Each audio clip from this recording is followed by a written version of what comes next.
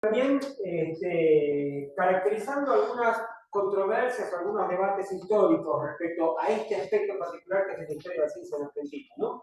La vez pasada habíamos hablado mucho sobre esta cuestión de cómo los relatos, digamos, a partir de la Revolución de Mayo y demás, echan toda la culpa, digamos, a todo el proceso español, como que eso era el atraso y ahora sí, ahora que tenemos la revolución y después con la independencia no va a haber nada más que desarrollo científico, tecnológico, riqueza, cultura, todas otras cosas.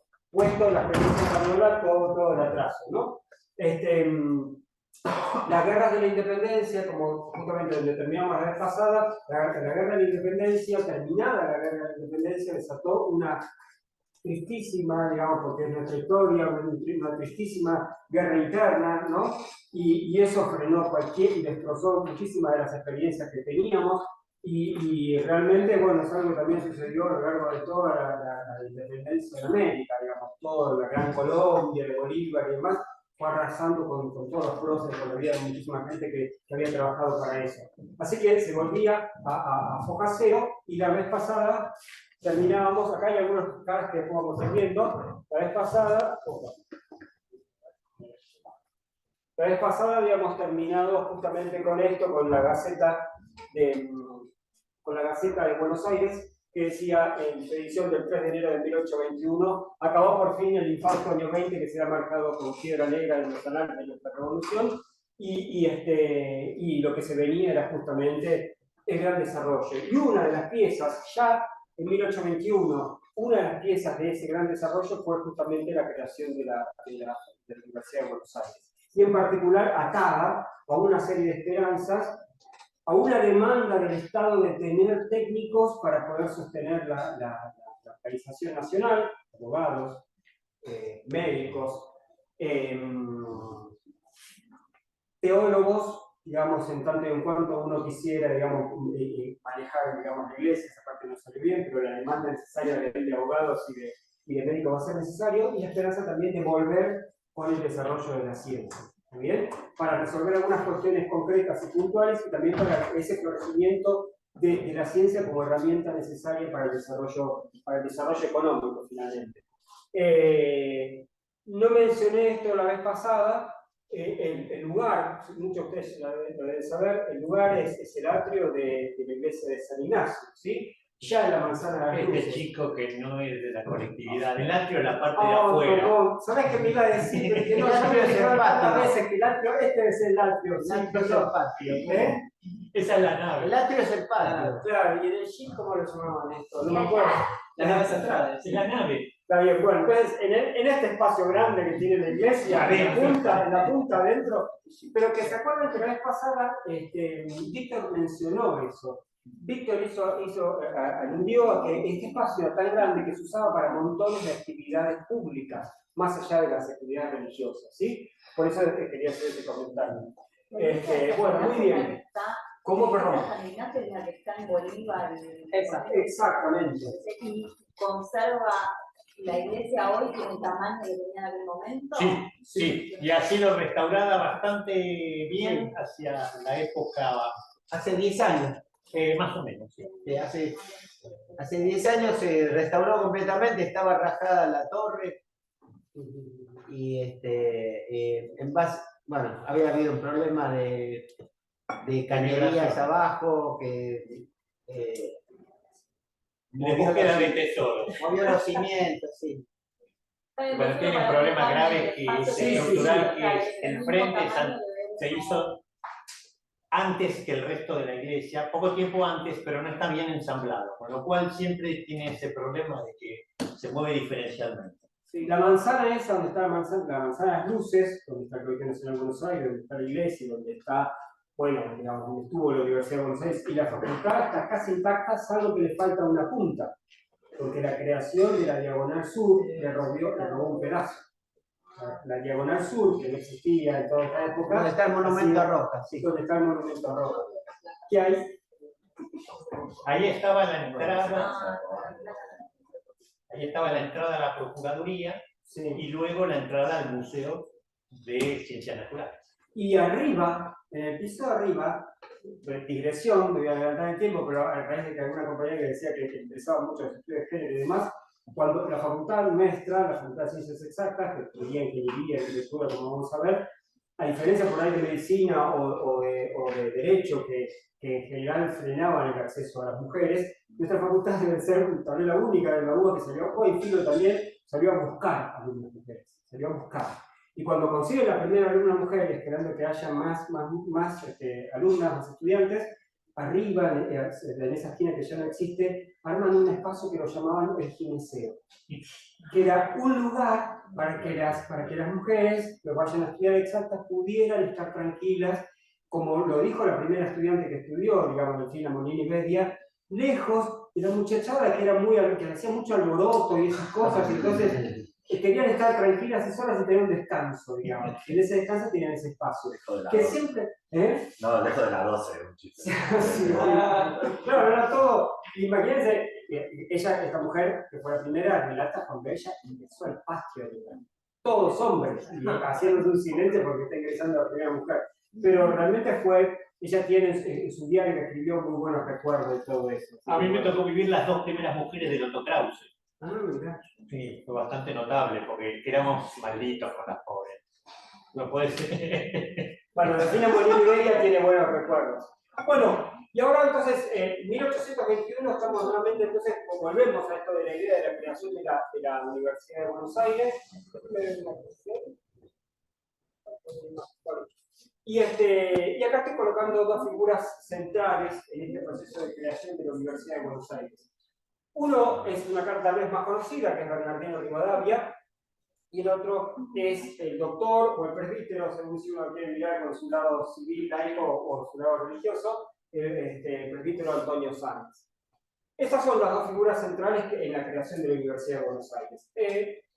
En general, la vez pasada hablábamos que en esta cuestión del rol de España comentábamos como debate historiográfico la posición que tenían los más católicos, al estilo de Furlong, sobre mostrar o tratar de señalar que había habido una continuidad histórica en el desarrollo de las ciencias entre la presencia española o la independencia, y las otras miradas más liberales que señalaban que no había nada, que era solamente atraso y que realmente las cosas se empiezan después de 1810.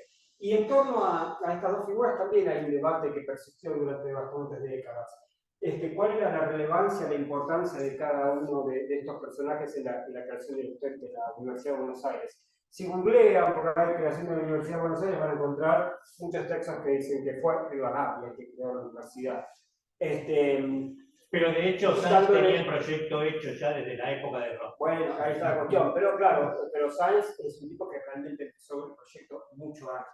Pero igual cada uno fue afinando y defendiendo los dos. Pero acá puso un tercero. Y el tercero es Bartolomé Mitre.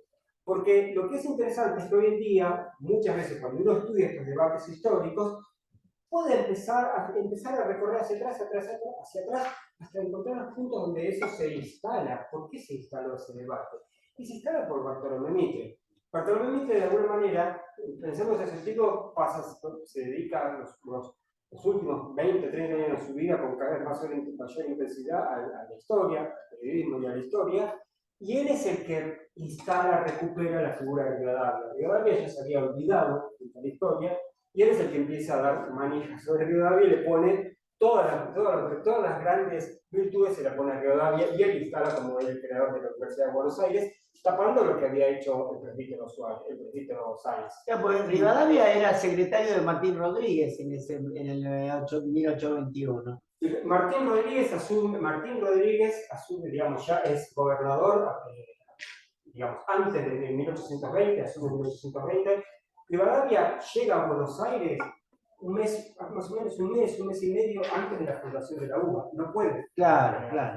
Pero no hay duda que era un tipo ilustrado, no hay duda que era un impulsor de los saberes científicos, etc. Pero no había tenido mucha participación. Pero no es raro, fíjate, si lo googleamos, vas a ver que muchísima gente se lo explica a Rivadavia eso, desconociendo el laburo que había hecho él. E incluso lo que decía, por ejemplo, lo que mucha gente dice, y también tomando textos de Mitre, que lo que había hecho Sáenz era recibir las órdenes de Pueyrredón, porque realmente hay una orden, un decreto, donde Pueyrredón le encomienda a presbítero Sáenz, con Suárez, con Buenaventura Suárez, es el peor que sí. al presbítero Sáenz, que cree en la Universidad de Buenos Aires, etc. Cuando uno sabe que esa cuestión científica en general, hay una persona que promociona esas cosas, va a la autoridad y lo que hace la autoridad es generar un decreto donde hágase tal cosa y hacelo vos. En general, esas cosas Pasa en la facultad alguna vez. Claro, pasa en todos lados, digamos. Alguien quiere hacer algo. Queremos hacer una diplomatura. Claro. Encomiéndese. Así que bueno, esas cosas suceden, pero realmente el presbítero Sáenz fue un tipo que impulsó, digamos, siempre tuvo en su mente la organización de los saberes para Buenos Aires y particularmente que llegara a tener un estatus universitario. Estas dos imágenes, a diferencia de otros, no sé si las van a encontrar en la red seguramente, pero además quiero decirles que son propiedad nuestra, porque son dos cuadros que tiene la facultad. La facultad tiene una buenísima colección de cuadros. Y si quieren, antes hablamos de la ménsula, en la ménsula hay un artículo justamente dedicado a los cuadros que tiene la facultad, su historia, etc. ¿Dónde están? ¿En el decanato? Ahora no, algunos sí y otros van a preservación y están guardados porque van a ir a preservación. Van a ir a restauración. Están en preservación y van a ir a restauración. Nos podíamos visitar. Sin duda, podemos hacer una visita guiada por ahí. Estaban todos juntos, ahora están otros en preservación. Ahora que no está Víctor Ramos, podemos contar esto y sin problema, que no se va a molestar, no nos va a tapar. Estos cuadros estaban hechos bolsa. Y Víctor Ramos, y era vicedecano, Pablo Tchaikovsky, que era el decano, se tomaron la molestia de restaurarlos, porque estaban absolutamente abandonados. Abandonados en lugares insólitos. En una oficina había uno de ellos, el de Juan María Gutiérrez, y yo lo vi, esto que Víctor se dio cuenta, le ponía la gente que trabajaba ahí, era un hombre grande, ya lo van a ver también con unas barbas, una patilla así, la gente ponía fotos de nietos y demás, y el abuelito, era el abuelito. Y se estaban destruyendo y eran obras impresionantes y la mirada humanística que tiene Pablo Tchaikovsky y Víctor lo llevó a esto debe ser importante. Y entonces se contrataron a gente que se dedica a historia del arte en Cuba y se restauraron todos y durante mucho tiempo dominaron la sala de consejo. Ahora hay mujeres que son nuestras pioneras mujeres, estos cuadros están en otros lugares, particularmente estos dos y este que va a ir a restauración. Hay gente que dice que el privado es mejor no restaurarlo, guardarlo, pero bueno, vamos a hacer que no sé si vamos a restaurar. Así que ese debate sobre la importancia fue un debate histórico que lo instaló de alguna manera Mitre, y en el siglo XX fue la figura de Ricardo Lebene, un historiador que empieza a desandar dónde aparece esa discusión del rol de Rivadavia, y es Ricardo Lebene el que restaura, digamos así, la importancia de Sáenz. Por eso, hay hechos que están quienes cuentan los hechos, que a su vez pues, tienen su propia historia, ¿no? Este fue un debate historiográfico que después perdió importancia, aunque sigue siendo relevante. ¿Tengo una pregunta? Sí. Ahí en esas épocas, digamos, empieza después de la Revolución y ya para finales de 1800, empiezan a aparecer un montón de nombres relacionados con la masonería. ¿Tiene alguna, o tenés visto alguna relación en lo que es el desarrollo de ciencias con...? Es absoluta. Es absoluta. Es absoluta. Es una horda. Pero lo que pasa es que, otra vez, cuando uno mira la historia, hay muchas cosas que tratas de ver. Esta cuestión, como decíamos antes, la relación con el Estado, quién te impulsa tus proyectos, hay varias cosas. ¿Quiénes instalan las discusiones, las tensiones, que a veces no sé si son tantos de la época y a veces son distintas miradas históricas, como recién señalamos, como Mitre, digamos, que te impone en el medio de algo que sucede en 1820, nosotros estamos 200 años después, pero resulta que digamos, en 1870-80, Mitre hace una remirada de la historia e instala un debate que no existía en 1820. Eso puedes ir rastreándolo. Y una cosa que es muy interesante cuando uno ve la historia son esas redes sociales que se van gestando. Es decir, ¿por qué la gente se va conectando entre sí? Porque un tipo dice, quiero crear un departamento de ciencia, necesito un profesor. ¿Qué hace? ¿Llama concurso? ¿Lo publica en internet en 1820? Digamos, no. Habitualmente hay alguien que le dice, yo conozco a alguien que te puede dar una mano, que conozco un tipo así así. cuando vos empezás a establecer, de ese tipo, después va a traer otra persona, y no es que sea perverso. Obviamente uno trae a la gente que conoce. Hoy en día Entonces, sigue pasando en realidad. claro. Y entonces cuando vos te querés dar cuenta, qué sé yo, son todos de la barra brava de Boca, de San Lorenzo, o son todos de una logia masónica, ¿no? Vos sos consciente o no es otra historia, pero esas cosas suceden, pero no porque, insisto, no necesariamente porque haya una actitud perversa en eso, sino porque si uno empieza a consultar y a buscar gente para que cubra cargos, eso, digamos... No, porque aparte no sé, porque esa parte está siempre como, va en paralelo, muchas veces ni se nombra, pero vos empezás a ver y decís, y encima fue el gran maestre de no sé dónde, el otro también, el otro también. En la segunda charla de hoy va a haber algo de eso. Claro, vos decís, bueno, estos tipos, se ve que estos los lineados les hacía seguir cierta línea o tenían ciertas creencias en común, o qué sé yo. Pero en general no se cuenta porque es difícil, porque está medio oculto, porque bla, bla, bla. Porque Además, tal vez a veces hay cosas como, digamos, creo que hoy en día no, pero en cierto momento hablar de masonería y demás podía llegar a ser considerado... no, por eso, porque aparte estaba... No, hay gente... En los inicios por lo menos tenés la parte de la iglesia y hay tensiones ahí. Pero es difícil sacarlo, porque en un montón de cosas vos te das cuenta que algo debe haber influido, porque los ideales de los tipos, pero no está claro en ningún lado. Hay textos enteros que vos podés leer y no hay ni siquiera mención de que...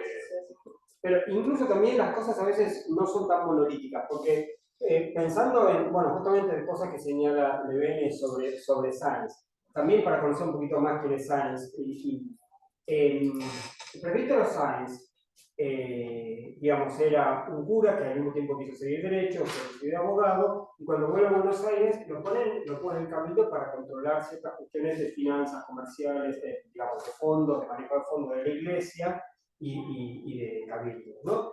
En lo que era todavía el virreinato. Y él descubre que el obispo Lué se quedaba con mucha plata. Algo que también comentó la vez pasada Víctor Ramos, ¿no? Es decir, las expresiones que tenía el obispo Lué.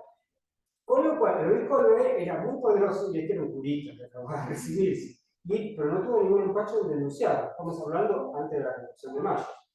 Y lo que pasó fue que fue preso, digamos, y lo cuenta muy bien esto Juan María Gutiérrez.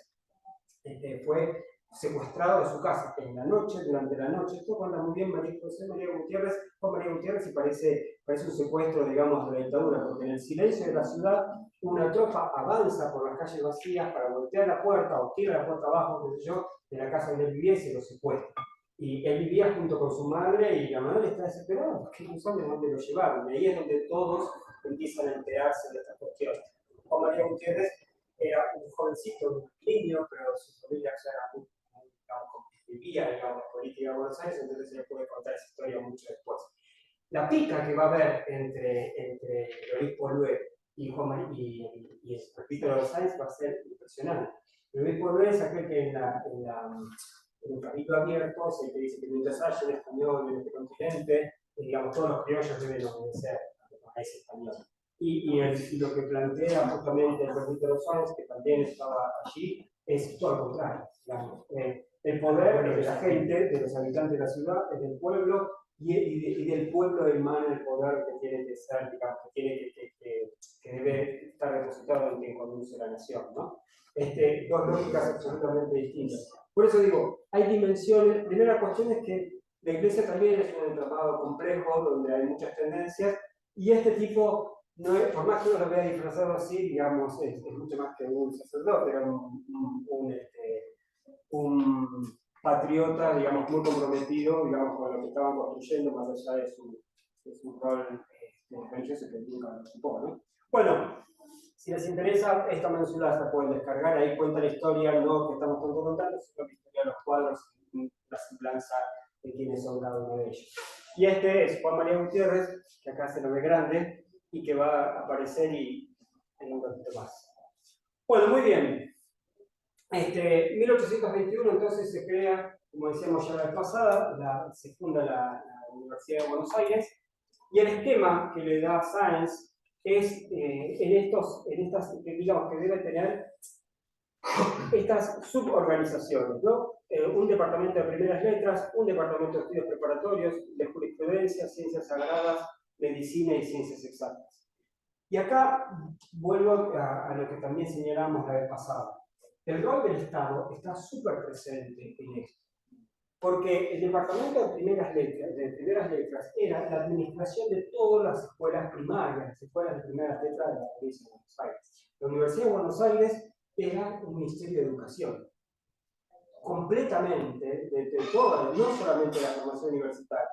Todo eso caía bajo la organización de la Universidad de Buenos Aires. La de estudios preparatorios, por supuesto que va a tener la formación necesaria obligatoria, incluso dice, para ingresar a la Universidad de Buenos Aires. Hasta ese momento, en la Universidad de Córdoba incluso, uno podía no tener estudios preparatorios y mostrando, digamos, cierta trayectoria en una disciplina ser incorporado a la universidad.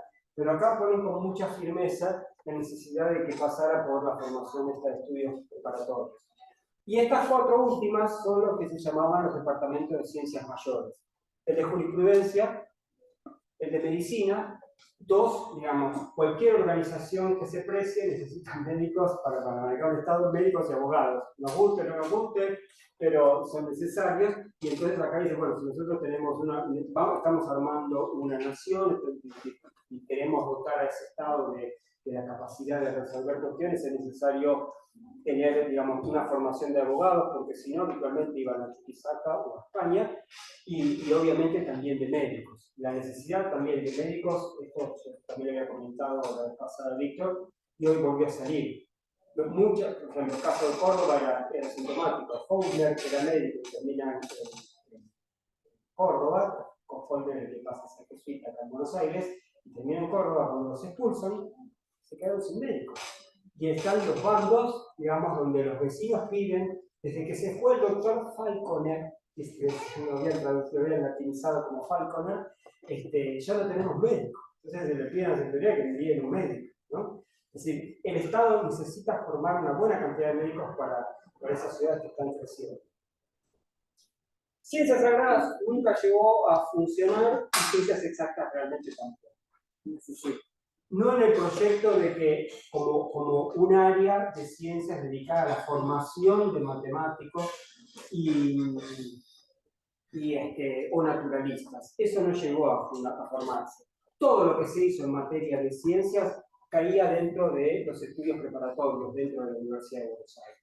A pesar de que el primer cargo que se concursa era para ciencias exactas, ¿no? Es decir, había como una vocación de que hubiera ahí realmente un protagonismo de las ciencias exactas, pero no fue acompañado del interés de los jóvenes, no se anotaba nada. ¿Sabes quién fue? ¿Quién fue? Sí, Vicente López.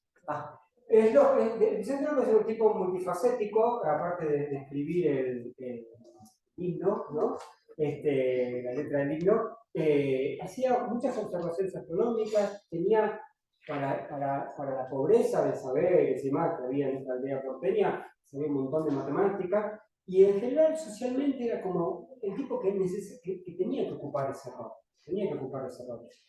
Gutiérrez, que era muy amigo del hijo, Gutiérrez era chiquito cuando pasa todo esto, jovencito, también lo defiende y exalta las virtudes de lo que había hecho Vicente López. Y muchos de estos cuadros, por cierto, tal vez estos no, pero muchos de los cuadros que conservamos de ciencias y de algunos personajes de la ciencia europeos que pasaron por acá, los tenemos gracias a que Vicente López lo que hacía era, Fidel y Vicente, los dos, lo que hacían era retratar a los grandes intelectuales, científicos y demás que pasaban y guardarse esos retratos, colgarlos en su casa y en algún momento los donaron a la Universidad de Buenos Aires. Esos cuadros que tenemos, que van a aparecer ahora, les voy a mostrar algunos, son justamente gracias a los López, ¿no? Que se ocuparon mucho de eso. Carlos, Manuel Moreno, el hermano de Mariano, ¿no fue también profesor el primer profesor de química? Sí, pero no de ciencias exactas. Mozzotti, ahora van a ir apareciendo, Mozzotti, Moreno, etcétera, trabajaban o estaban dentro de medicina o estaban en los estudios preparatorios. Lo que es ciencias exactas va a quedar así. Pero medicina necesita también la formación de Claro. Bueno, si quieren leer como texto de primera fuente de todo eso, es muy interesante leer lo que escribió justamente Gutiérrez, que era chico, insisto, mientras todo esto se estaba haciendo, y que va a tener para nosotros un protagonismo impresionante, que lo vamos a ver en breve, pero que particularmente escribió este libro que se llama Origen y Desarrollo de la Enseñanza Pública Superior en Buenos Aires. Yo lo me compré una vez un libro de estos antiguos, la Universidad de Quilmes lo reeditó hace unos años, ¿sí? Vi una vez uno de estos que es así de grande, que creo que quería conseguir una fortuna, no lo pude comprar, y aparte lo tengo en versión digital, así que lo podemos colgar, no sé si ya lo subí, pero si tienen ganas de leerlo, mucho de lo que yo estoy contando rápidamente lo cuenta, lo cuenta de primera mano, ¿no? Ya va a volver. Y entonces, bueno, ¿qué es lo que pasa con esta Universidad de Buenos Aires que quiere tener un espacio para las ciencias? Necesita montar laboratorios, necesita traer profesores del extranjero, como decíamos antes. Y ahí el rol de Rivadavia es central. ¿Por qué? Porque el tipo venía, cuando hablamos hace un momentito, él llega a Buenos Aires convocado por Martín Rodríguez, por el gobernador Martín Rodríguez, que iba a ser ministro del gobernador Martín Rodríguez, llega poquito antes de la creación de la universidad.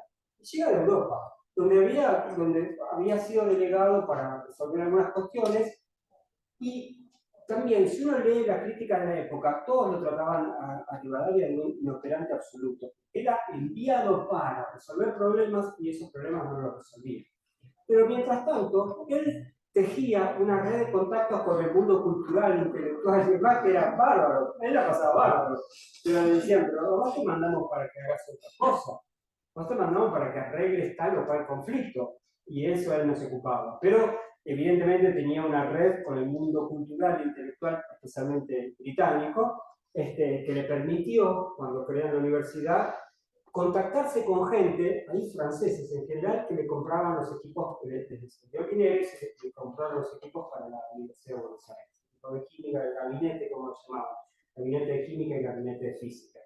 Y también tener los primeros profesores. Los primeros que traen son estos dos, y estos dos eran masones. Perdón, ¿cómo se financió todo eso? ¿Quién puso la tara? El gobierno de la provincia de Buenos Aires. El gobierno de la provincia. No. El compromiso económico lo financió todo el gobierno de la provincia de Buenos Aires. Esa universidad, insisto, que no solamente era la universidad que nosotros tal como la conocemos hoy en día, sino que además se ocupaba de montones de roles que hoy en día lo tiene el Estado, por tanto la universidad como el manejo de la escuela. Esa universidad es un elemento central del gobierno de la provincia de Buenos Aires.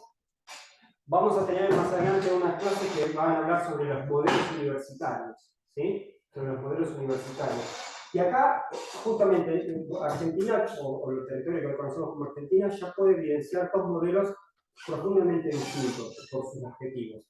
El modelo de la Universidad de Córdoba, que estaba destinado a formar sacerdotes, esencialmente, y todo lo demás era secundario, y este modelo que está impulsado desde el Estado, y que sirve para la organización del Estado y la formación de los agentes necesarios del Estado. Ese modelo se llama muchas veces napoleónico, porque es el modelo justamente que impulsó Napoleón en Francia. Está bien, una universidad donde Napoleón necesitaba la escuela politécnica. Bueno, necesitamos gente que sepa cuestiones técnicas. Entonces ahí se crea la politécnica, de la cual van a aparecer no solamente los que van a resolver problemas concretos inmediatos, sino también temáticos muy teóricos. Va a haber lugar también para ellos, ¿sí? Pero este es el modelo que toma la Universidad de Buenos Aires. Una formación de recursos que necesita el Estado. Y eso es muy claro. Bueno, yo decía, estos dos personajes no hay, incluso no hay demasiados buenos recuerdos por la gente que fue un alumno sobre Lucas Castro, y su destino no va a ser muy relevante.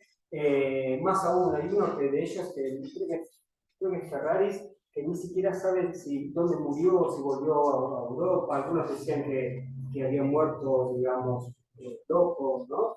Muerto en su oficio. No hay certeza de qué fue lo que pasó con ellos. Pero ellos dos son de esas organizaciones, de esos gran masones. Y antes de pasar al resto de los demás profes, también quería mostrar estas dos imágenes, que son de la iglesia de Santo Domingo, la que está en Avenida Belgrano y Defensa. Iba a decir Bolívar, no, Defensa.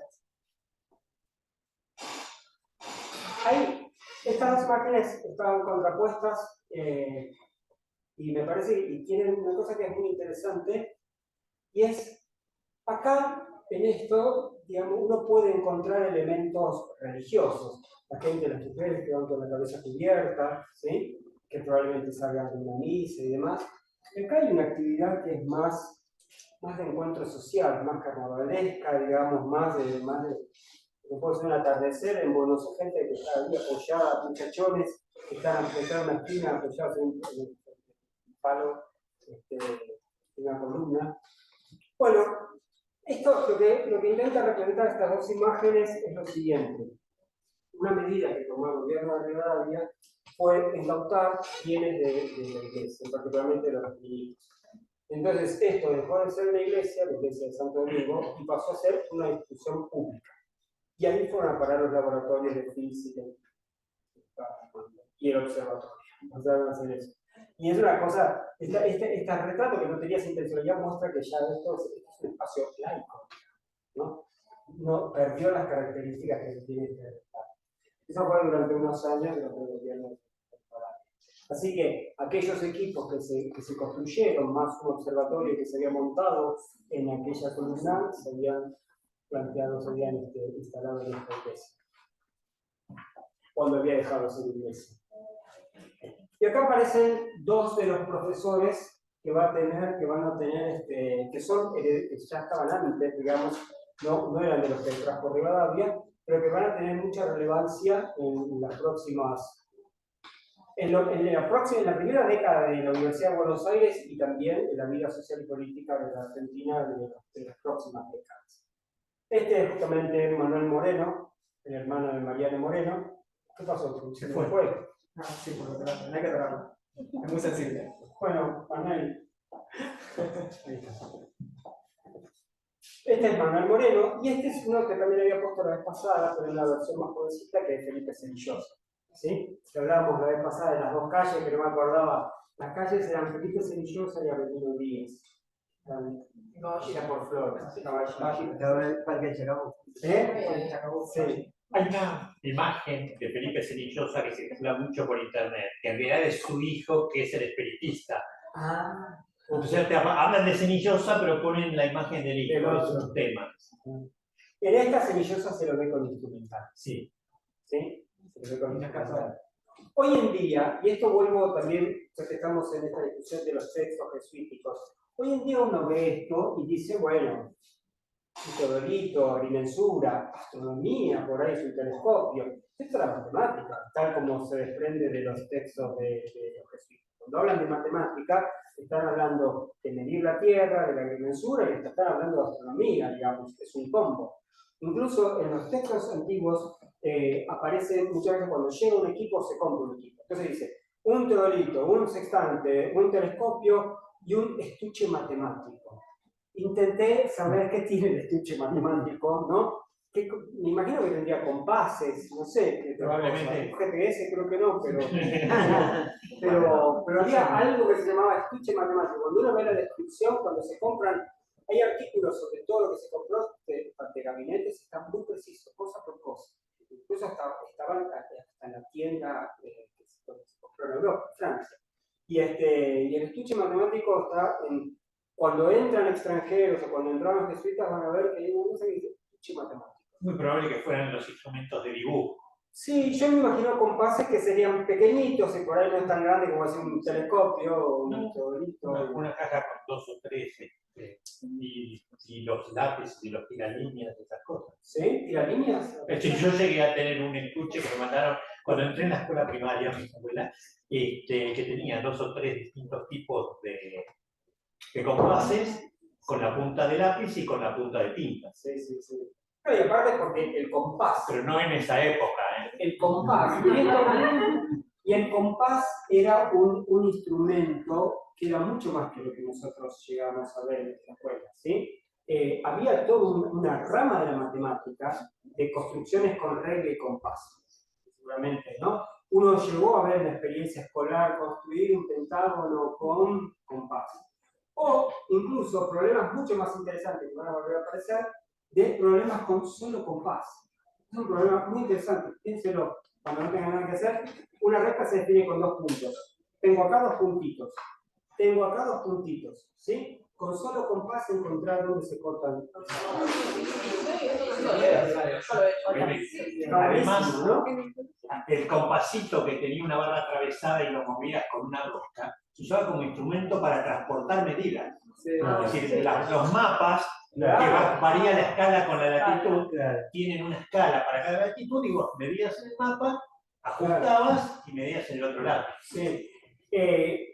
Último comentario de problemas con solo compás. Estaban muy de moda en Europa y a Napoleón le encantaban los problemas de solo compás, ¿no? Acá en la biblioteca, que la vez pasada decíamos, hay libros impresionantes. Hay un libro impreso en Francia, que está en italiano, que se llama Problemas de solo compás, y está dedicado a Napoleón Bonaparte.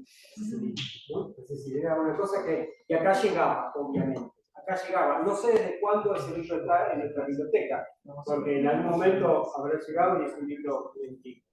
Bueno, muy bien. Entonces, estos son estos 2 personajes que ahora vamos a ver la relevancia que ellos tuvieron en la formación, en los estudios preparatorios. Senillosa había aparecido la vez pasada y era español que estudia luego en Francia, que termina acá, y que se incorpora en las distintas escuelas matemáticas que se iban desarrollando, que se caían y se renacían, y Senillosa siempre estaba presente. Este tipo, Manuel Moreno, es un gran personaje.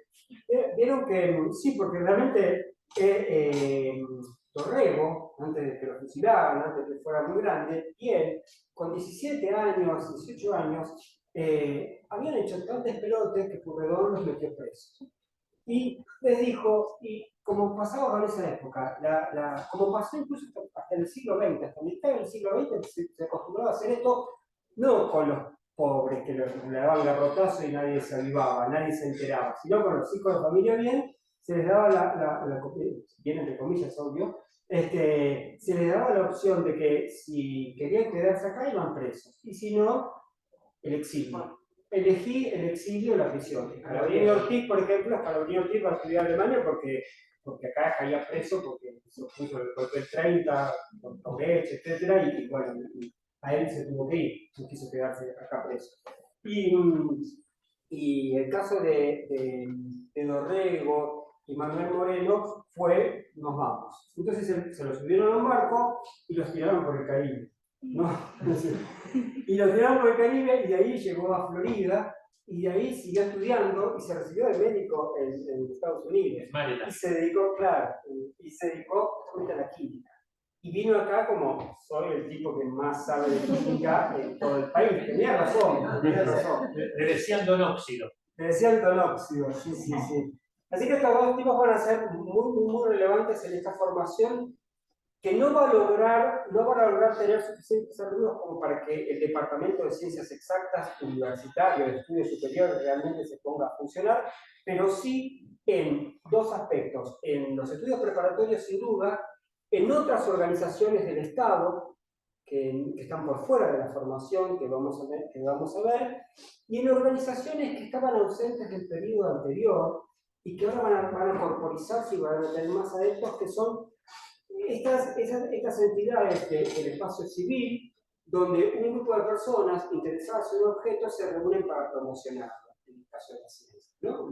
Estas entidades científicas donde nosotros nos interesa la ciencia, no solamente nos reunimos para discutir los problemas, sino que intentamos difundir una sociedad para que el Estado y la población valore esto que estamos haciendo y se sume más gente. Eso es un tipo de organización que estaba ausente en ese momento, pero habla de la madurez que estaba tomando las prácticas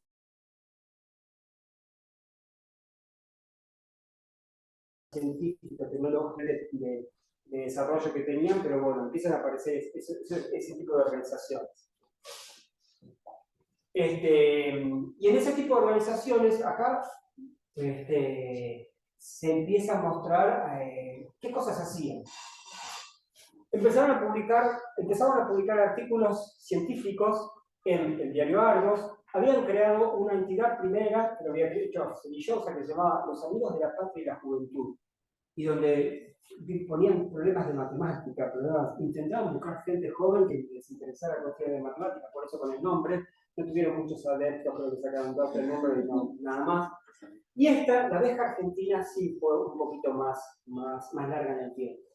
No solamente estaba dedicada a las cuestiones científicas, pero sí tenía información científica. Y la colección completa, lamentablemente esto es una vergüenza nacional, la colección completa no la tenemos nosotros acá, está en la Universidad Norteamericana y tenemos encima que agradecerles que la digitalizaron y que uno la puede ver por la red, ¿no? Pero está completa la abeja argentina. La abeja argentina justamente tiene a estos 2 personajes entre sus editores. Aunque ellos también escribieron en Argos. Con muchos agradecimientos se les puede pedir que la traigan. Sí. Muchas gracias, ahora... Habría que ver quién se las vendió. Sí. Hay alguien que decía, aquí como que la nueva tendencia, por los deseos y todos los cámaras están con el inicial, es siempre como el epicentro del robot y el lío, porque está mucho la tendencia de que no se enamora. Pero después hay que cuidar. Yo creo que lamentablemente, como decía Pepe, no creo que eso sea robo, creo que es venta. Es que está ocurriendo hoy en día, los archivos privados, no hay nadie que los compre y se están vendiendo a Alemania y a Estados Unidos. Hoy. Yo justamente me voy a adelantar un poquitito, porque bueno, ya que estamos, Manuel Moreno escribió un libro de química. El único ejemplar que se conoce lo tenía la familia. La familia lo tenía y demás, lo guardaba celosamente y está obviamente en todo su derecho. Ahora, no sé si la familia de Manuel Quiroga, de Manuel Moreno, de hace por ahí 50 años atrás, valora lo que tenía ahí lo mismo que los actuales o lo mismo que van a vivir dentro de 25 años. Y bueno, si en algún momento una de la familia encuentra un lugar y lo vende, ¿sabe? Si el Estado Nacional lo detecta, puede comprarlo, pero si ya se vendió... Las pistolas de Belgrano, que salieron a remate hace muy poco tiempo en Estados Unidos, el Estado argentino no apareció como fénix.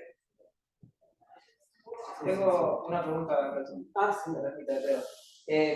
Me pregunta cuál era el rol de la UBA en sus inicios, si tenía el objetivo de primero central de formar a la población y dar Estado los recursos que necesitaba, o si era algo más de nicho especializado para la elite, digamos, cultural. Bueno, lo que señalaba era esto, que uno podría sintetizarlo como ese modelo de universidad napoleónica, formación de recursos necesarios para organizar el Estado, y esto era, obviamente, que abogados y médicos, y también empezar a formar recursos en un campo científico-tecnológico, con el anacronismo que a veces tendría ese término para esta época.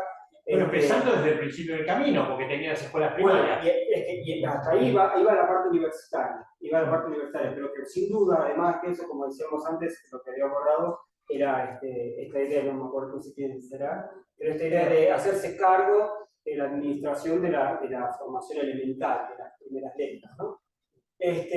Así que bueno, digamos, estos 2 personajes se muestran así muy activos, participan de muchas de estas organizaciones y todavía falta llegar más europeos que se sumen a estos que contratados por Rivadavia o por sus seguidores o porque eran amigos de los primeros que habían llegado, porque eran de esas mismas organizaciones, y entonces iban llegando y cubriendo estos baches que esencialmente tiene la Universidad de Buenos Aires y otras dependencias que se van a ir creando. ¿Cuáles son esas dependencias?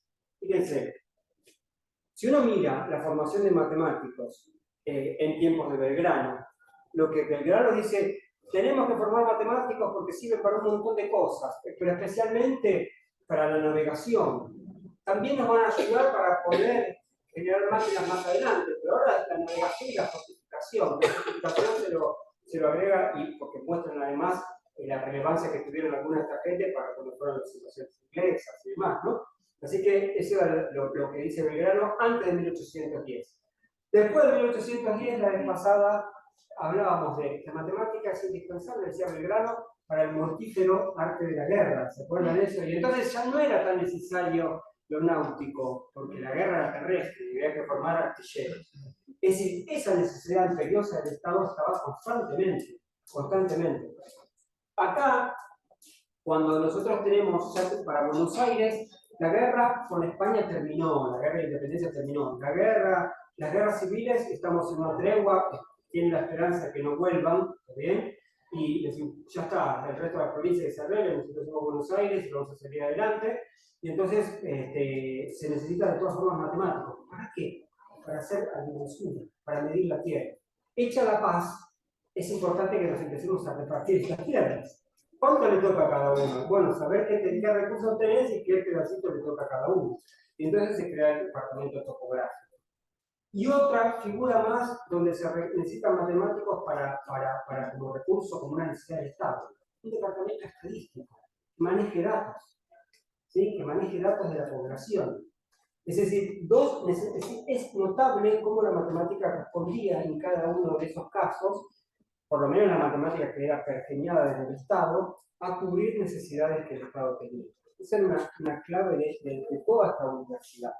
No hay, y lentamente estos son como inicios para generar un contrapeso, si se quiere, a eso, donde empieza a aparecer tibiamente algunas personas que pueden llegar a tener proyectos propios. Todo bien con la topografía, todo bien con los censos, pero a mí me gusta hacer problemas solo con paz. ¿Está bien? Está bien. Lo que pasa es que acá no hay conflicto porque estas personas, aparte de saber ciencia, son hombres de Estado. Estos dos, y casi todos, no estos, pero estos dos son hombres de Estado. Muy vinculados al Estado. Nunca van a dejar de estar. Ahora, primero van a dejar la ciencia antes de vincularse con el Estado. Vamos a ver una pregunta. Sí. Para vos estas respuestas que trae la matemática planteadas desde la UBA son locuraciones de la gente de la UBA o es una cuestión que la matemática era una hija sana en su contexto y respondía, o sea, la ciencia matemática estaba siendo desarrollada en función de lo que pedía la sociedad? Lo que, digamos, cuando uno piensa, estamos en 1820, ¿sí? 1820-1830, por decir un nombre. En Francia está Cauchy. Cauchy hubiera venido acá y pobre Cauchy, digamos, no hubiera estado interesado en hacer estas cosas. Estaba Cauchy y no hubiera estado interesado en hacer estas cosas, no hubiera estado fuera de lugar, ¿está bien? Acá la matemática que se hacía era muy concreta, muy concreta. Incluso digo Cauchy y pienso que en la misma época estaba también Napoleón, y Napoleón tenía con Monge, con Fourier y demás sus matemáticos que trabajaban para el Estado. ¿Sí? Monge, Fourier, la geometría proyectiva y esas cosas, la creación de la geometría proyectiva es una necesidad militar. Sí, yo fabrico camiones acá y necesito que a los que estamos invadiendo Rusia fabriquen camiones. ¿Cómo les explicamos eso? ¿Qué les llevamos un camión para probarlo, ingresarlo y llevarlo? No, un plano. Y es que quieren pensarlo cómo hacer un plano y las proyecciones y más. Bueno, ahí estamos. Después vendrá toda la geometría proyectiva y demás como cosas teóricas, pero al principio fue una cosa concreta. No hay que olvidar también, por decir dos ejemplos, no fueron casuales, porque dije, Monge y Fourier compartieron a Napoleón. Y Fourier, creo que Monge por ahí no lo conocen tanto, pero Fourier es súper popular, es un recontrarregroso, análisis de Fourier, todo lo que quieras, pero el tipo es un tipo de Estado. Es un tipo de Estado. Es muy interesante la historia de Fourier porque él está a punto de suicidarse. ¿No? Tenía 19 años, una cosa así, y dice, me suicido, no tengo plata, nunca voy a ser un gran científico ni nada por el estilo. Y un profe le dice, no, ¿por qué ahora te pueden dar una beca? Yo soy pobre y no. Y le dio una beca y fue a estudiar con recursos del Estado. El tipo era un hombre de Napoleón, era un tipo de Napoleón. Sí. Además, los franceses estaban detrás de esto de establecer un sistema de medidas. Totalmente. O sea, que va a estar acá, va a saber fijar también. Entonces, eso es una cosa que no lo mencioné, pero que es central para un Estado. Un Estado, es decir, si yo comercio y mido de una manera los granos que yo los mido, los mazo de una manera, los de otra, no comercializamos. Eso es una cosa básica de la economía. ¿Y es? Bueno. Entonces, esta gente que está acá, que mencionamos antes, Manuel Moreno, Felipe Semillosa, son también los artífices de todo este proceso que es muy interesante de institucionalización de la ciencia. Empezar a crear grupitos que editen publicaciones, que generen problemas, que traten de captar gente, que bequen, por ejemplo, como el caso de Estudier, ¿está bien? Y esta entidad que habían creado se llamaba Sociedad de Ciencias Físicas y Matemáticas. Esta es la entidad de 1822.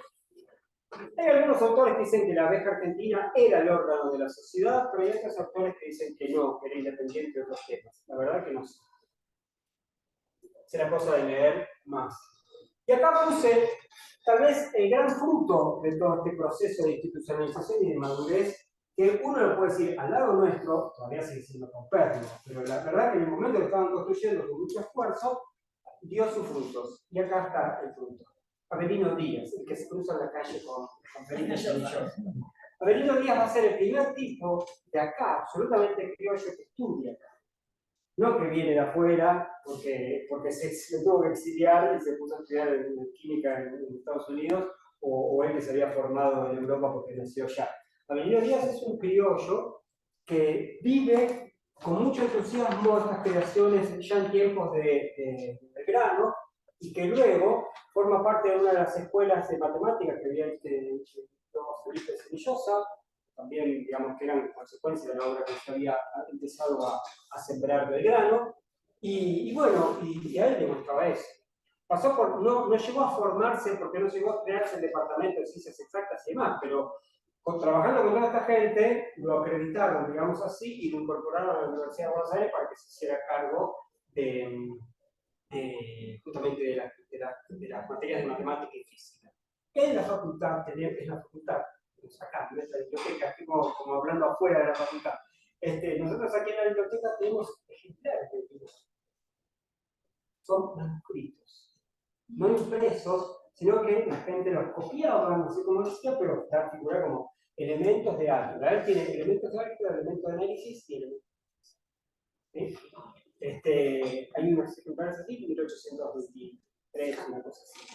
La macana con Avelino Díaz, la suerte nos fue esquiva a nosotros, más todavía, porque murió muy joven, digamos, no creo que no llegó a cumplir 30 años, y Gutiérrez cuenta el impacto que significó la muerte del tipo más joven de todo el grupo, digamos, el más joven de todo el grupo, y todos ellos lo acompañaron a enterrar a Chascomús, una celebración de acuerdo, digamos, lo acompañaron. Y este cuadro es otro de los cuadros que tiene acá una construcción geométrica, otro de los cuadros que había sido,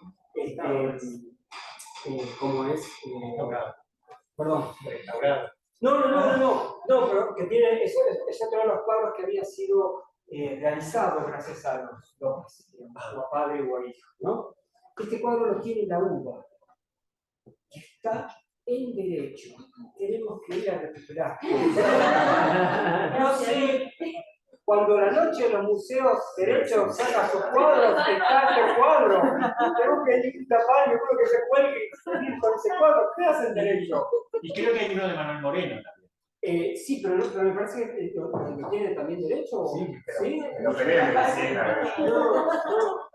Hay que ir consiguiendo las capuchitas y las cachiporras. Yo así lo tenía, en la noche del museo lo tenía 30, 50 centímetros, un metro. Decía, ¿qué puede ser este cuadro acá?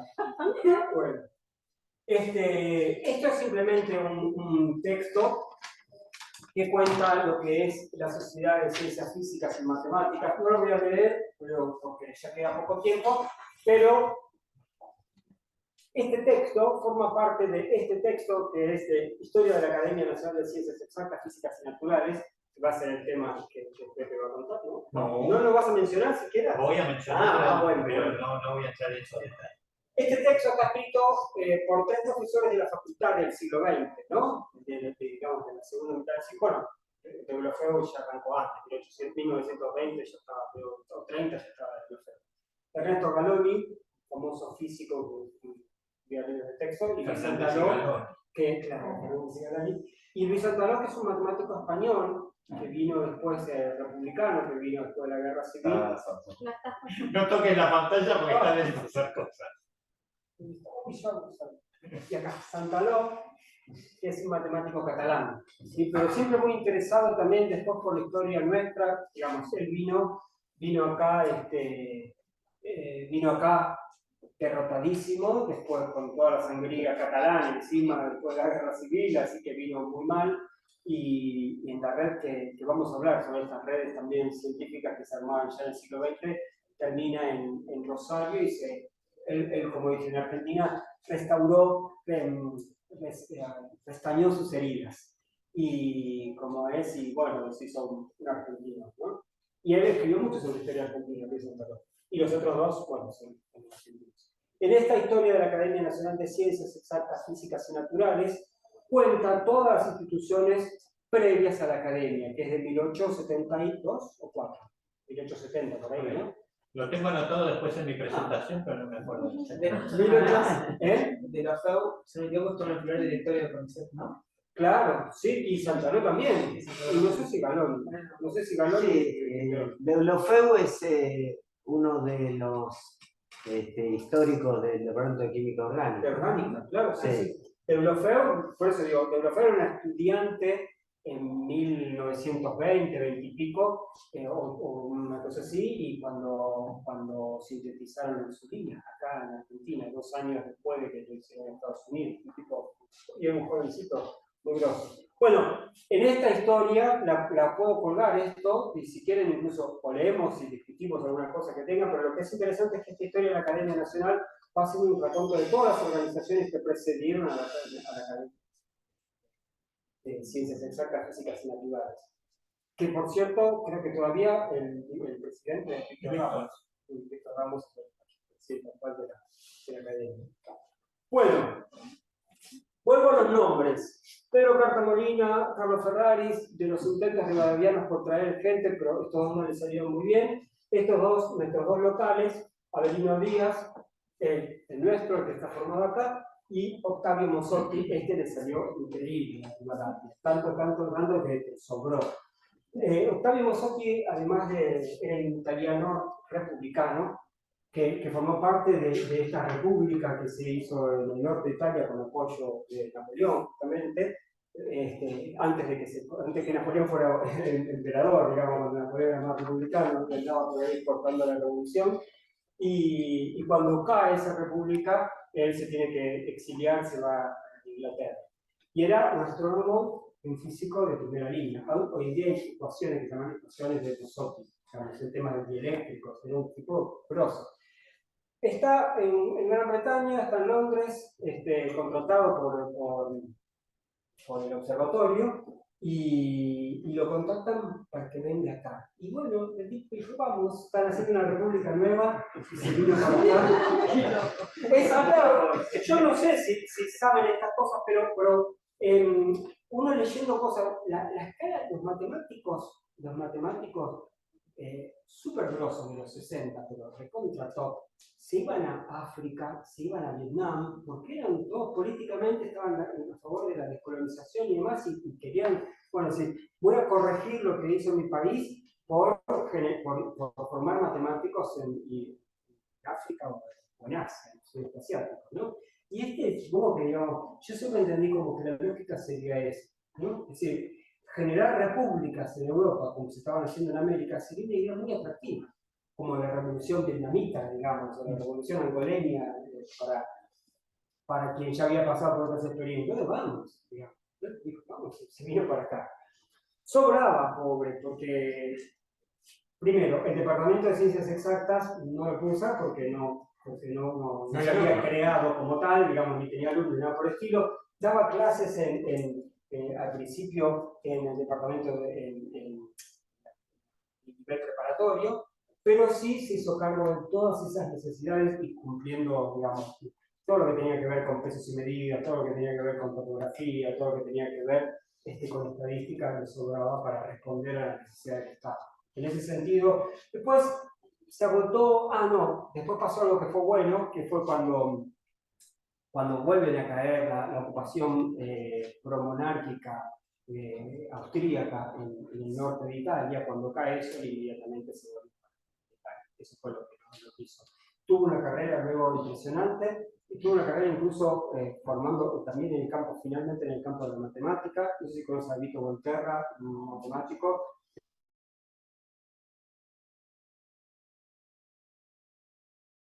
porque la ideología cuando lo dio por estar. Y Tipo fue nombrado grosso. senador vitalicio.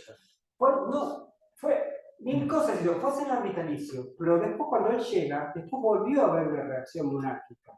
Y entonces se crea un batallón universitario. Era el general del batallón universitario. Él en el combate había batallón universitario, un tipo súper comprometido con la política, ¿no?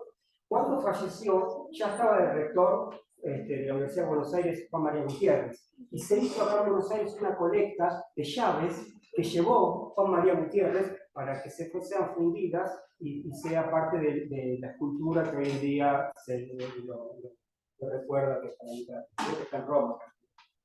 Pero así que bueno, este tipo fue muy grosso.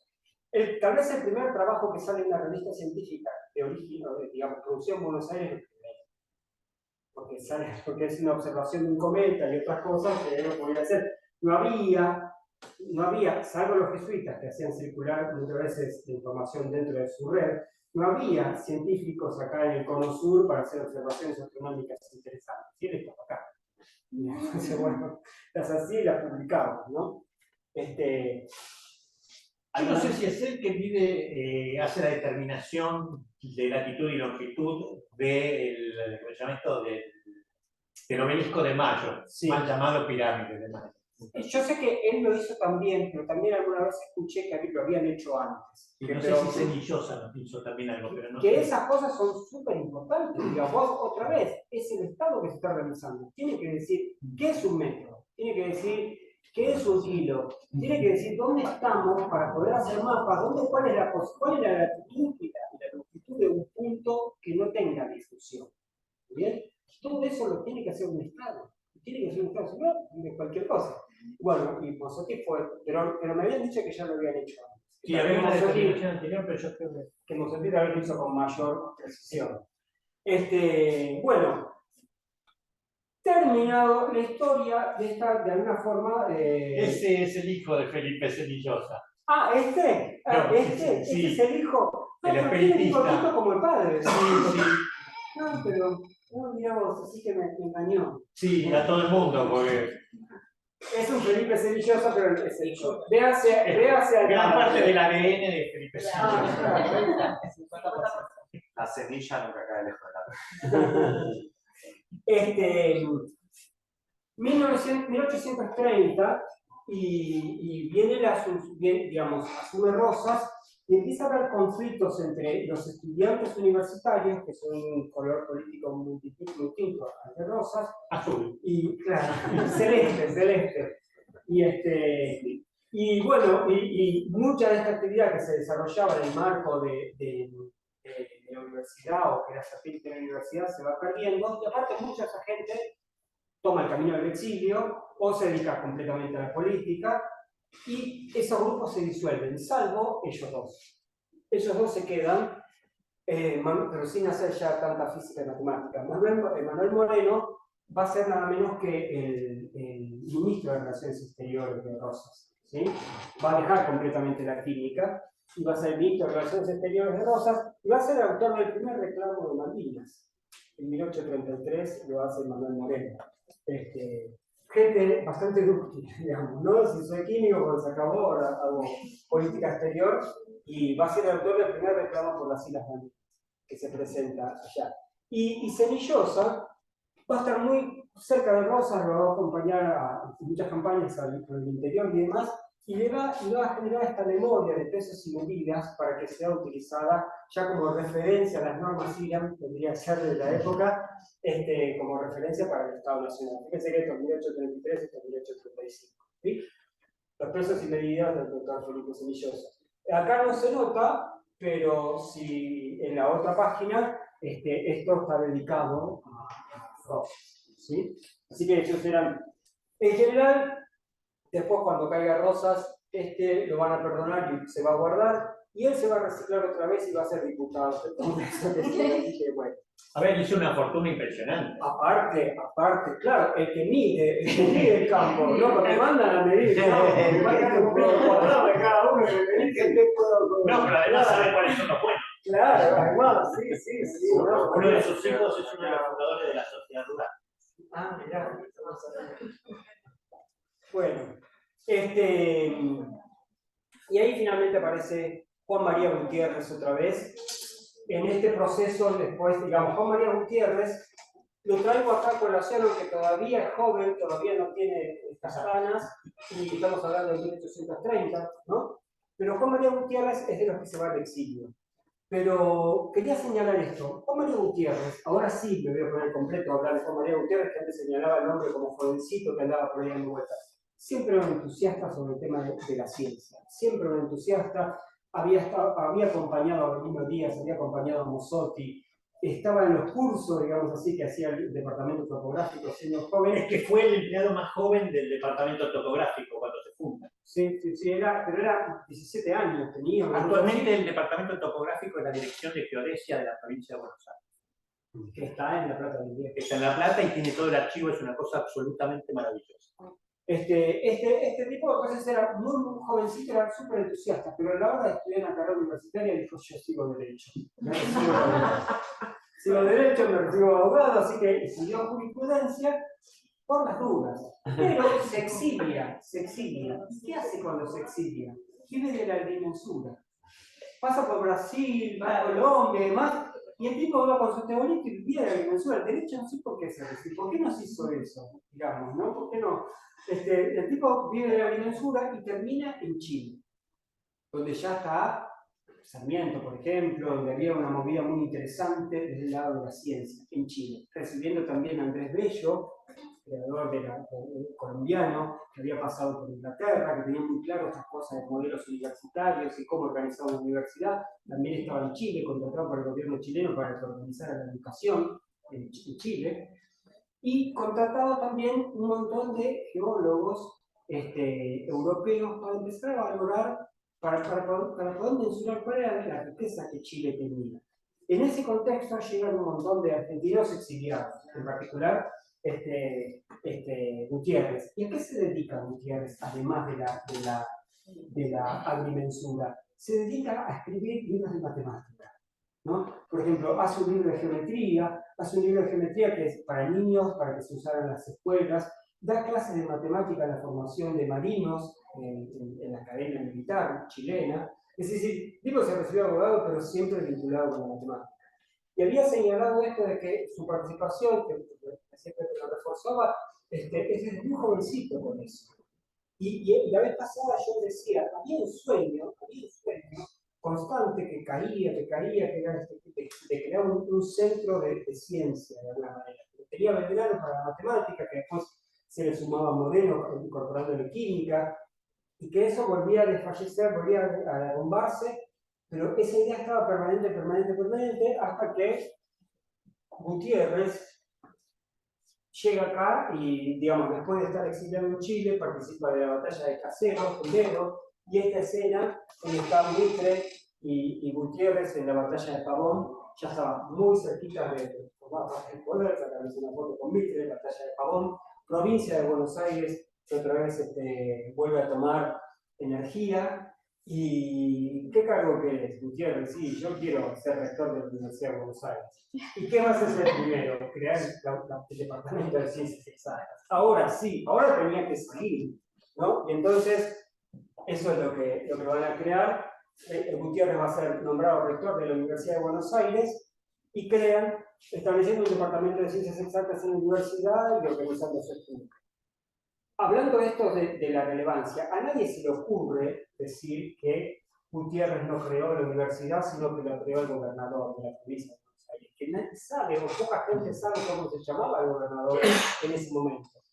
El gobernador se llamaba Saavedra, no Cornelio, ¿no? No me acuerdo qué Saavedra era, alguna vez lo supe y me olvidé, pero el gobernador se llamaba Saavedra. Y es Saavedra el que firma y dice: creo el Departamento de Ciencias Exactas. Es obvio que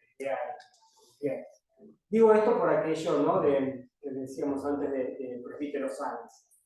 Corredor le pone el gancho, pero la idea es y así que, bueno, no solamente acá se crean estos, son dos fragmentitos, a partir del artículo 8, igual, señala. Perdón. Sí. No puedo evitar, pero. Poner el gancho no es poner el gancho, ¿no? poner la tarasca. Ah, bueno, sí, sí, sí. Las dos cosas. Sí. Claro, y si hay una firma, quiere decir que hay una voluntad Sin política duda, con una sin idea duda. detrás. Sin duda. Digo, además, pensando en proyectos enormes que hoy en día, sí, más allá de la Universidad de Buenos Aires, que también ocurrieron porque hubo un gancho. Sí, ¿no? sí, La sí. Comisión Nacional de Energía Atómica, por ejemplo, por mencionar un lugar en el que Totalmente. estamos acá, laburamos, fue algo creado con una intención política por un gobierno en particular que tenía una visión para la generación de energía hacia todo un futuro. Claro. Vamos a dedicar un encuentro entero. Las ideas abstractas y las ideas concretas para llevar eso adelante, por ahí las tiene el político. El político o la política lo que tiene es una visión de futuro, una idea general de construcción de un país. Claro. Y eso es tan importante como la concreción del proyecto llevado adelante por gente que conoce el detalle específico de cómo construir esas instituciones. Cuando muchas veces me encuentro por ahí charlando, suponete, sobre la creación de esta facultad tal como hoy la conocemos, Facultad de Ciencias Exactas y Naturales, esta facultad es una creación de Perón. Es decir, el que firma el gancho es Perón y los articulados y demás son muy relevantes sobre la mirada que el Estado tiene para exactas y para ingeniería.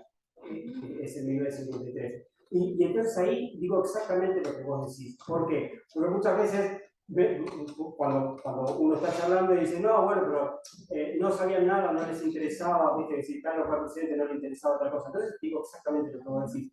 Ahora, yo acababa de señalar lo contrario, porque estaba más enganchado con esto de bajarle el precio a Peter of Science, porque el gancho se lo había metido a Redondo. De cualquier manera, Saavedra es un gobernador sin pena ni gloria. Sí, bueno. La orden viene de presidencia. Puede ser, pero sí, la verdad que sí, no es muy probable. Pero, igual esta universidad, pero lo que yo estoy absolutamente de acuerdo con vos. Estoy completamente de acuerdo. Pero viste como a veces uno acentúa. En este momento lo que hacía era marcar eso, pero sin duda que muchas veces que los políticos lo que tienen, y dicho sea de paso, Gutiérrez es un político. Gutiérrez es un político. Los políticos tienen muchas veces una mirada de las cosas que sin llegar a profundizar, digamos, saben por dónde viene la cosa. Tienen una intuición más política, más social, que a veces el especialista. Una mirada panorámica. Sí. Bueno, y en estos artículos siguientes, a partir del octavo artículo, está la lista de profesores a contratar. La lista de profesores a contratar, uno puede rastrear estos nombres y también son italianos y también están enganchados en organizaciones masónicas. Y había algo más incluso, un chimento más, ya que comentaron antes esto de las organizaciones masónicas. Un momento, antes de que él se pusiera a trabajar y se fuera a Chile, que con Alberti dijeron, bueno, ya está, juntamos guita suficiente, nos vamos a dar una vuelta por Europa, ¿no? Entonces, en un momento, creo que hay un texto escrito por los dos de ese viaje a Europa. Y van juntos, van recorriendo distintos lugares y en un momento se abren. Alberti quería ir a ciertos lugares y el otro, Gutiérrez, lo que quería ir a Italia. Y en Italia sigue la ruta de contactos que había trazado con sus profesores acá en Buenos Aires. ¿Sí? Y se contacta justamente con gente de esa red masónica, ¿no? Cuando él ya necesita profesores, muchos son de España también. No me parece mal, digamos, creo que formaban parte de cierta idea. Y acá hay un nombre de un médico que me está faltando, porque él no fue contratado, pero que también, digamos, que fue el que les proveía los nombres a Gutiérrez, cuando diciendo, bueno, yo necesito un geólogo así con este perfil, etcétera, etcétera. Y él dice, bueno, llévate esto, ¿no? Te paso la lista de gente que vos podés usar. Gente que va a cumplir bien el rol, académicamente y políticamente va a estar en la misma línea, ¿no? Bueno, acá aparecen algunos nombres, muchos de ellos tal vez ya no les diga nada, o algunos no les van a decir nada, como Emilio Rossetti, va a dar matemática, después quién va a decir que es Peluzzi, claro, pero Strobel sí, va a sonar mucho, está el premio Strobel, y él va a ser digamos, va a ser que los estudios geológicos en Argentina creo que van a tener un punto de inicio a partir de la presencia de astrónomos, ¿no? A ver, justamente es un punto de inicio, porque después desaparece y la línea se inicia mucho después. Se retoma después. Sí, sí. Pero, bueno, la lógica... Rossetti al final se transformó en un ingeniero militar. Volvió a Italia también. Sí. Volvió a Italia. Todos ellos volvieron a Italia. Bueno, acá lo que simplemente es señalar estos nombres y listo. Ahora sí. Bueno, perdón por la corrida. Bueno, ya la hacemos sin descanso. Sí, no sé qué hora es. ¿Cómo voy a tener que correr, chicos? Si no, vos seguís. Bueno, vamos, sí. ¿Querés? Si no, si se hace muy tarde, La que viene, si no llega. me vas a tener. Bueno, dale, Bueno, arranquemos. Sí, seguro. Dale, otro día. claro, el lunes. Sí, va a tener que ser el lunes que viene, porque después dentro de Sí, el lunes que viene se puede. ¿Cuál era? relaciones.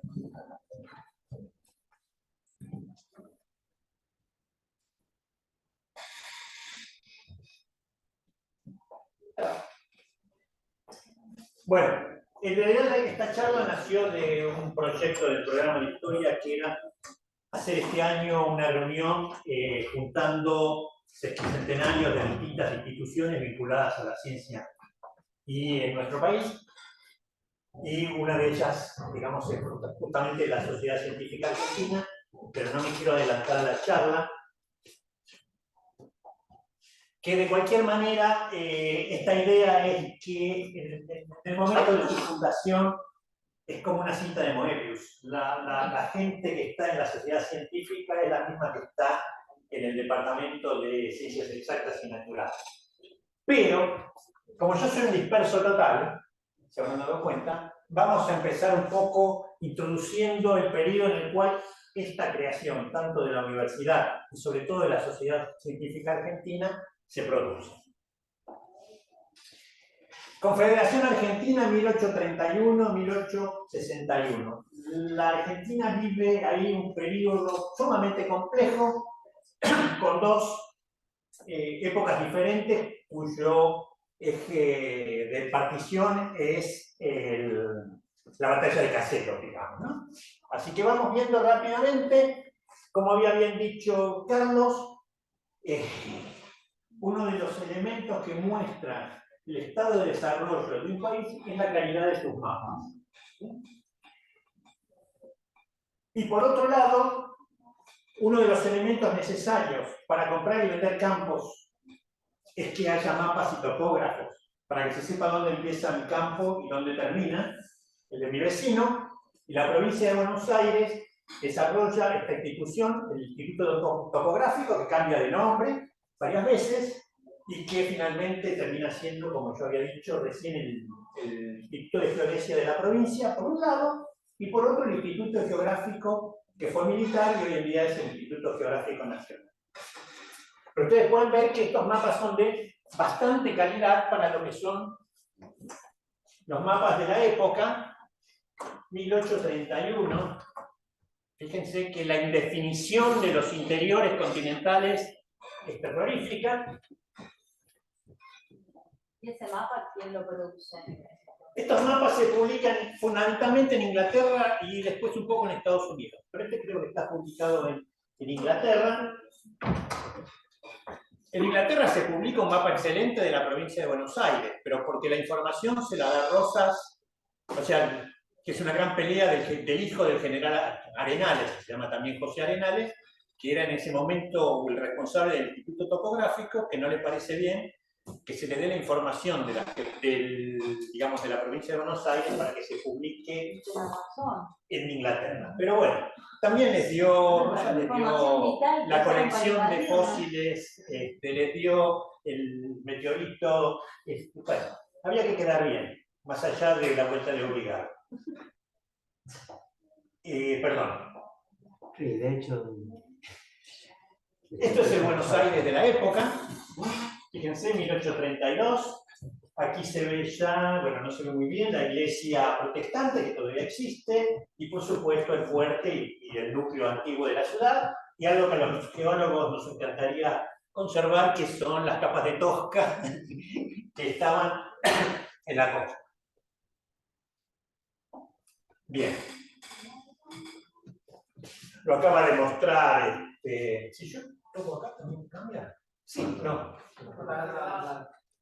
Patrick. Supongo que se van a detener. Qué maldito. Lo de Felipe Senillosa. Y una cosa que yo quería comentar, porque ya lo dijo Carlos, pero cada vez se hace más fuerte, el concepto de ciencia fundamentalmente es ciencia como conocimiento aplicado al desarrollo de la sociedad, fundamentalmente. Podemos divertirnos haciendo ciencia, pero lo que el país necesita es desarrollo de industria basada en nuevas tecnologías, y para eso necesitamos ciencia.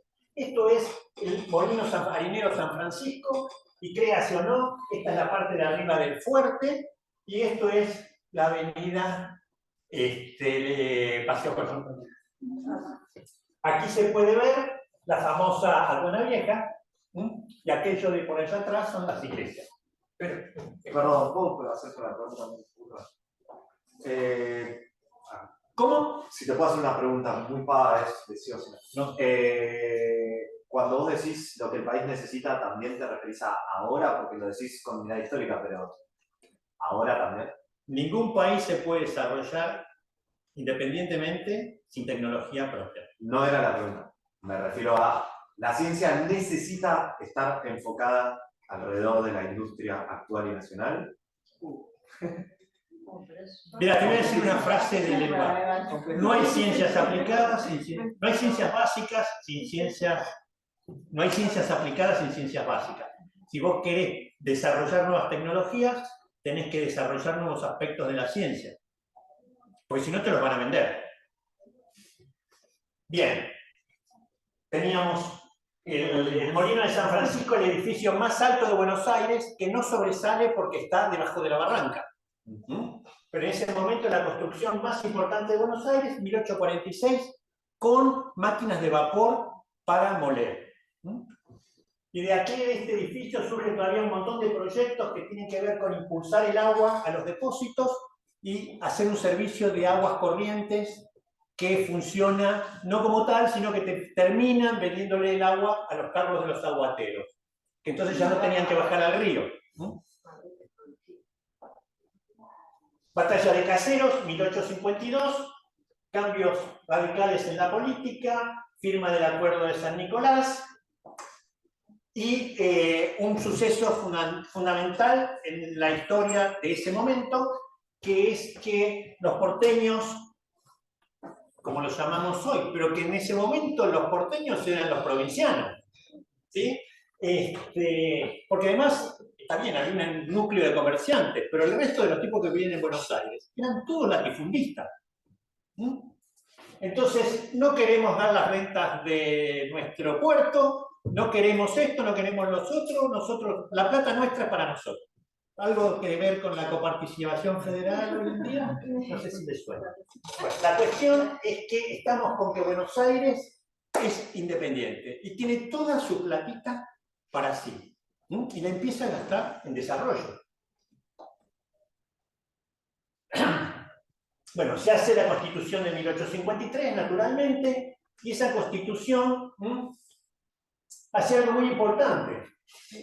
Hace, digamos, el Congreso de la Nación, la Constitución le asigna al Congreso la facultad de sellar moneda, fijar el valor, fijar los valores de cambio, lo que vale el blue, todas esas cosas, y adoptar un sistema uniforme de pesas y medidas para toda la nación. Es muy interesante leer el despiplume, por no decir otra palabra, de pesas y medidas que hay en la época. Cada provincia hace lo que le da la gana, y a veces dentro de cada provincia hay superpuestos distintos sistemas. Imagínense lo que es comercial cuando cada uno pesa y mide de una manera diferente y además hace trampa en todos los sistemas. Son los patacones.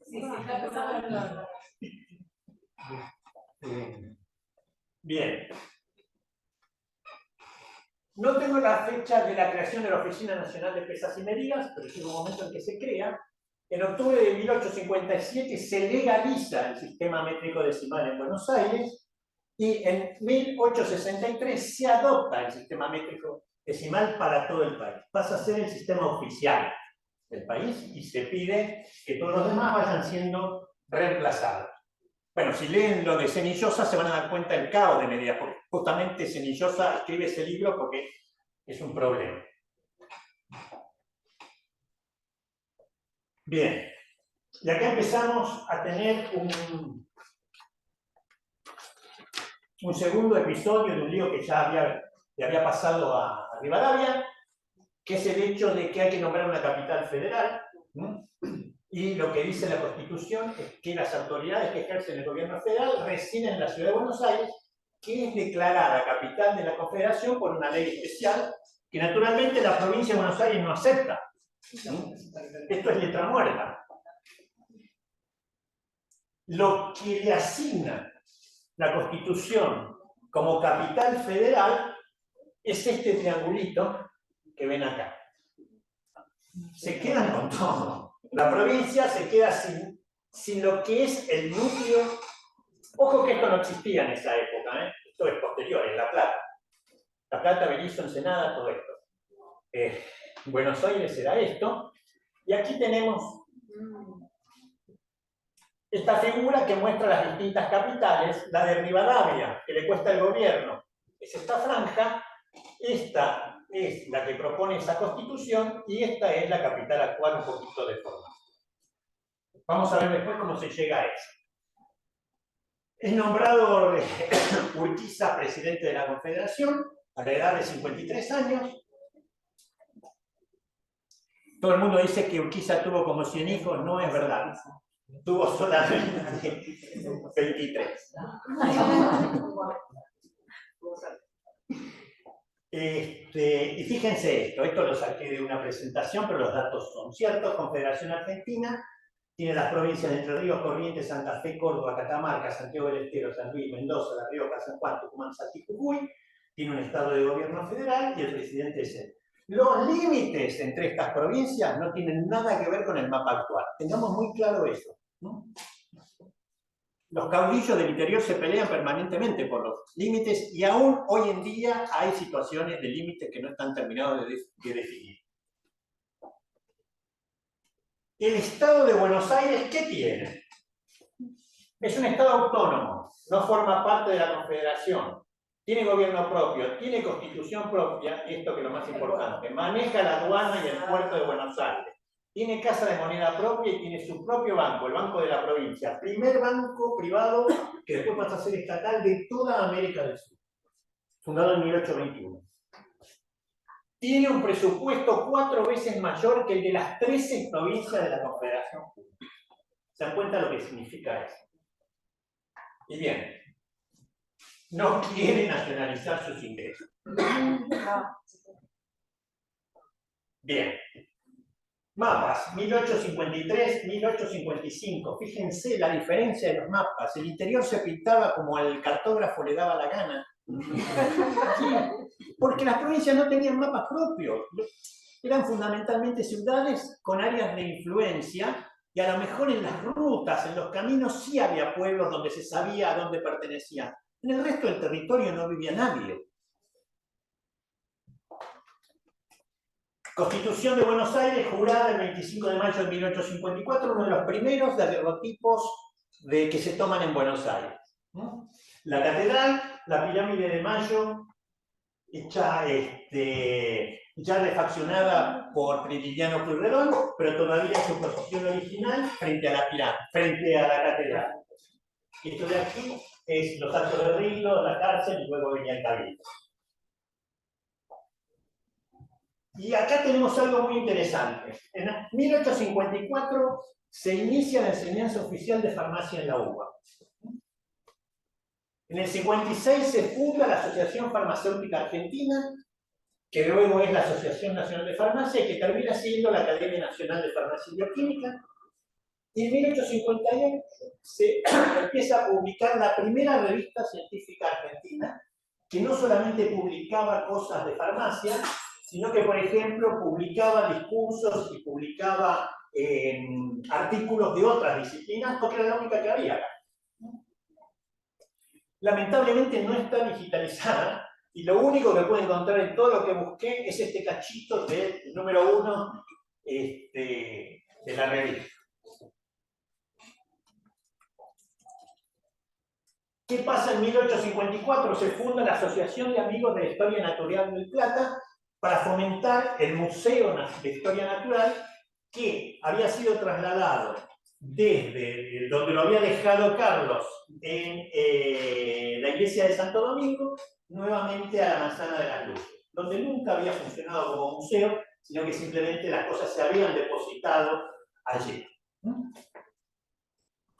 Se da un estatuto que se publica al año siguiente y daban, este es un diplomita de miembro. La intención de esta asociación era juntar plata para apoyar el desarrollo del museo, lo que sigue siendo hoy una asociación de amigos. Y empieza el desarrollo del comercio brutal. Y en Buenos Aires no tenía muelle, tenía un puerto malísimo, porque los barcos, como ustedes pueden ver, tenían que quedarse muy lejos, las cosas se bajaban en carretas, y se hace este primer muelle, que lo hace Taylor, en 1855. El muelle tenía 215 metros, si no me equivoco, ahora me está tapando la flechita, y estaba en lo que hoy en día es Sarmiento y Leandro Alem, o sea que de alguna manera acá está el Centro Cultural Kirchner, así el número 1.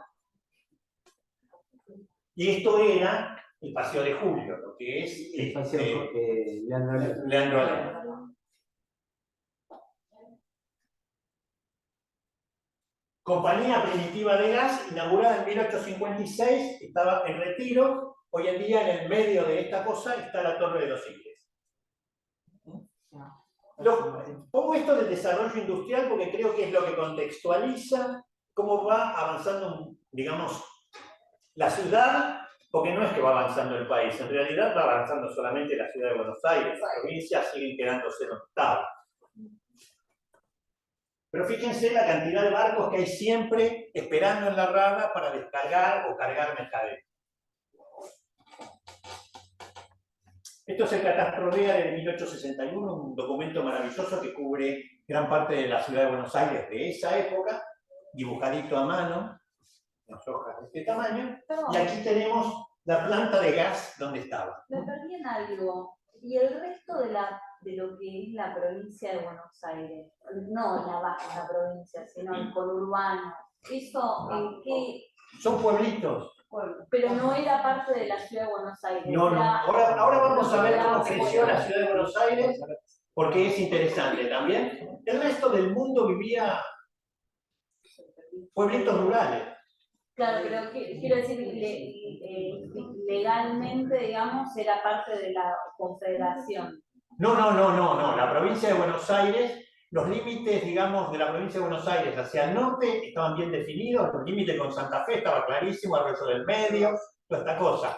Pero hacia el oeste se iba perdiendo un poco difuso, hacia el río estaba el río, y hacia el sur, cuando se funda la provincia de Buenos Aires, se funda hasta Tierra del Fuego, incluye las Malvinas y llega hasta la cordillera. A pesar de que Mendoza y San Luis ya existían, los porteños reclaman hasta la cordillera. Bueno, en este momento la cosa está como mucho más acotadita, pero digamos, lo que sí hay es, digamos, está todo muy claro desde el río hasta un poquito al sur de la cuenca del Salado. Luego son la línea de, digamos, no la línea de fortines de la época de rock, digamos, de 20 años después, no, es anterior a Roca. Roca avanza más allá de la línea de fortines, pero, ¿cómo nos vamos, chicos? Volvamos. Rosa nos llevó hasta el Río Negro. Tenemos acá la Plaza San Martín original, y acá el Parque de Artillería, donde había estado el regimiento de granaderos y que subsiste hasta que se demuele. Pero esto es la Plaza San Martín y esta es la traza de la barranca. Por eso está sombreado, no es una mancha. Ya. El borde del río está mojando todo este tipo de nuevas construcciones. Bueno, perdón. Desarrollo, ferrocarriles. 1857 se inaugura la estación del Parque, donde hoy en día está el Teatro Colón. La famosa porteña. Taylor, que había construido el muelle, construye ahora la aduana nueva, ya metiéndose directamente en el río, ¿no? Un edificio semicircular, Alameda, Paseo de Julio, luego, o actualmente, digamos, Leandro Alem, fíjense el desnivel, las famosas lavanderas, los barcos, las lanchas y botes que van trayendo las cosas de los barcos, porque bueno, ustedes saben que el Río de la Plata no es un río. No. En realidad tiene un régimen de estuario influenciado por las mareas del océano, con lo cual sube y baja, y aquí evidentemente es una imagen de aguas bajas, así como la otra que habíamos visto de donde estaba el Molino San Francisco, era una imagen de aguas muy altas, estaba el agua tocando el borde de la barranca. Batalla de Pavón, que había mencionado Carlos, la reunión forzosa de la provincia pródiga a la Confederación, y por las buenas o por las malas, termina siendo por las malas, y digamos, Mitre, que era un caudillo provincial y que había estado bastante implicado en muchas cosas, fíjense, tiene 40 años cuando llega a presidente. No es el presidente más joven, pero es uno de los más jóvenes.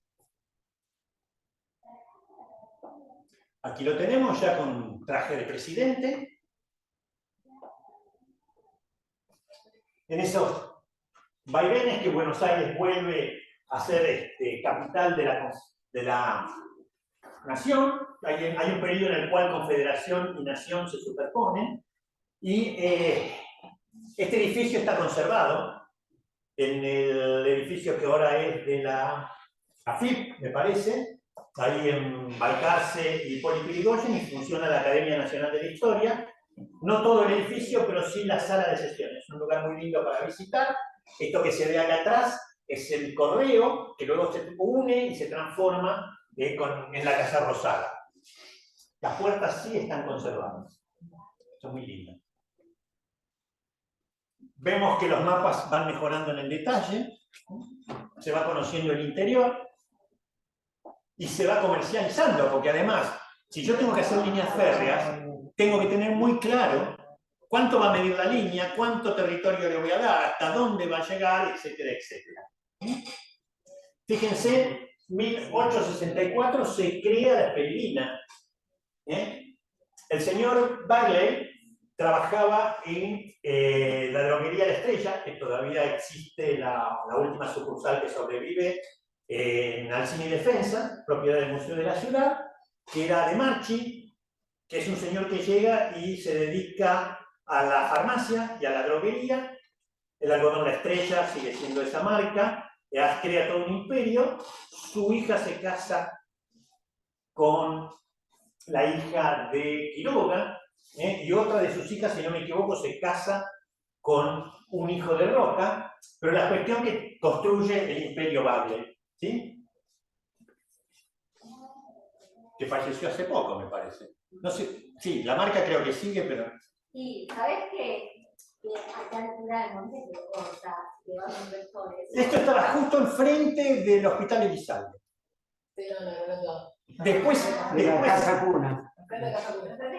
Sí, porque yo lo que es lindo, porque sí, se ve la barranca que había. Es lo que ahora se llama Moca. Sí, el Moca, es el sitio más fancy de Claro. Barracas. Y atrás tienen Constitución.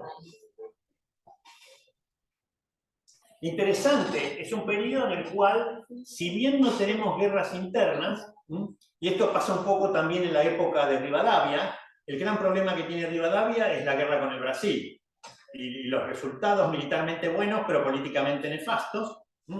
Y durante este periodo el problema es la guerra junto al Brasil contra el Paraguay.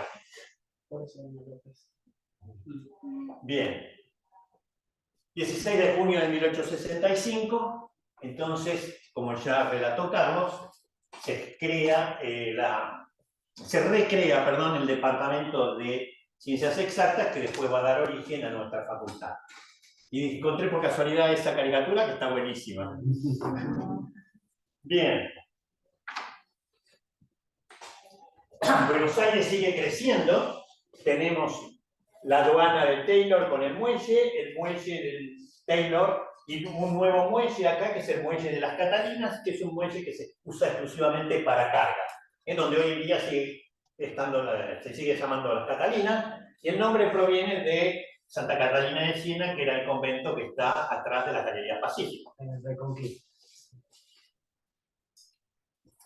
Este señor, Dolin, hace una imagen aérea de la ciudad de Buenos Aires, un poco fantasiosa, porque dibuja algo que todavía no existe, aunque está planificado, que está ahora, se hizo para una exposición de principios del 20 en Estados Unidos, y hace unos añitos la devolvieron a la Argentina, porque había quedado en el lugar donde se había expuesto, pero tiene como 12 metros de largo. Es una cosa absolutamente monstruosa y está en el Museo Rivadavia.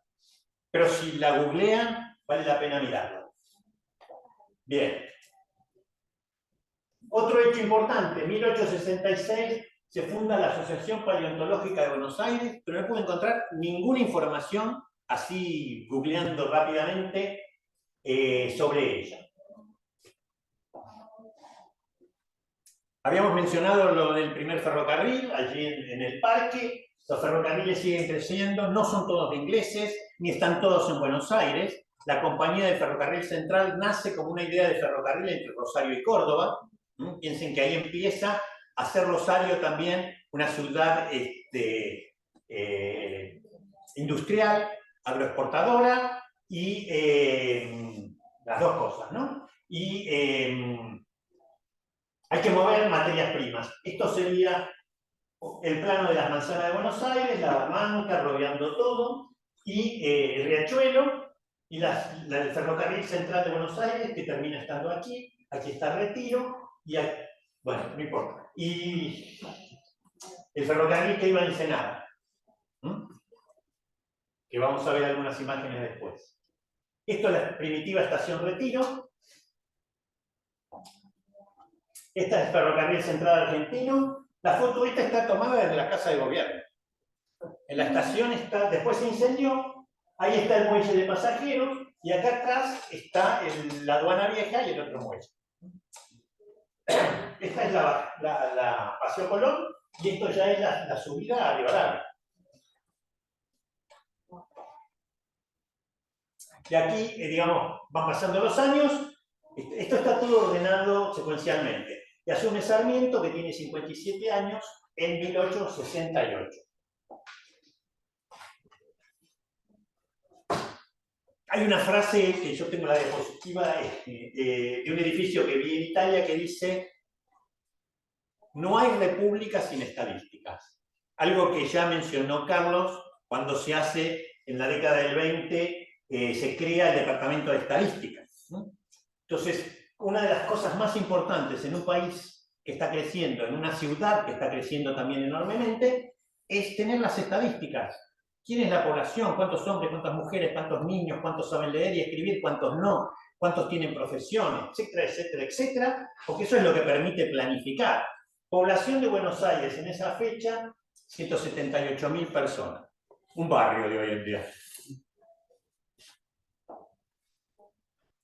Aparecen los proyectos de darle forma interna al país. Por esto que yo les comentaba, las provincias reclamaban territorio, y así como había reclamos de fronteras con los países, hay reclamos internos entre provincias.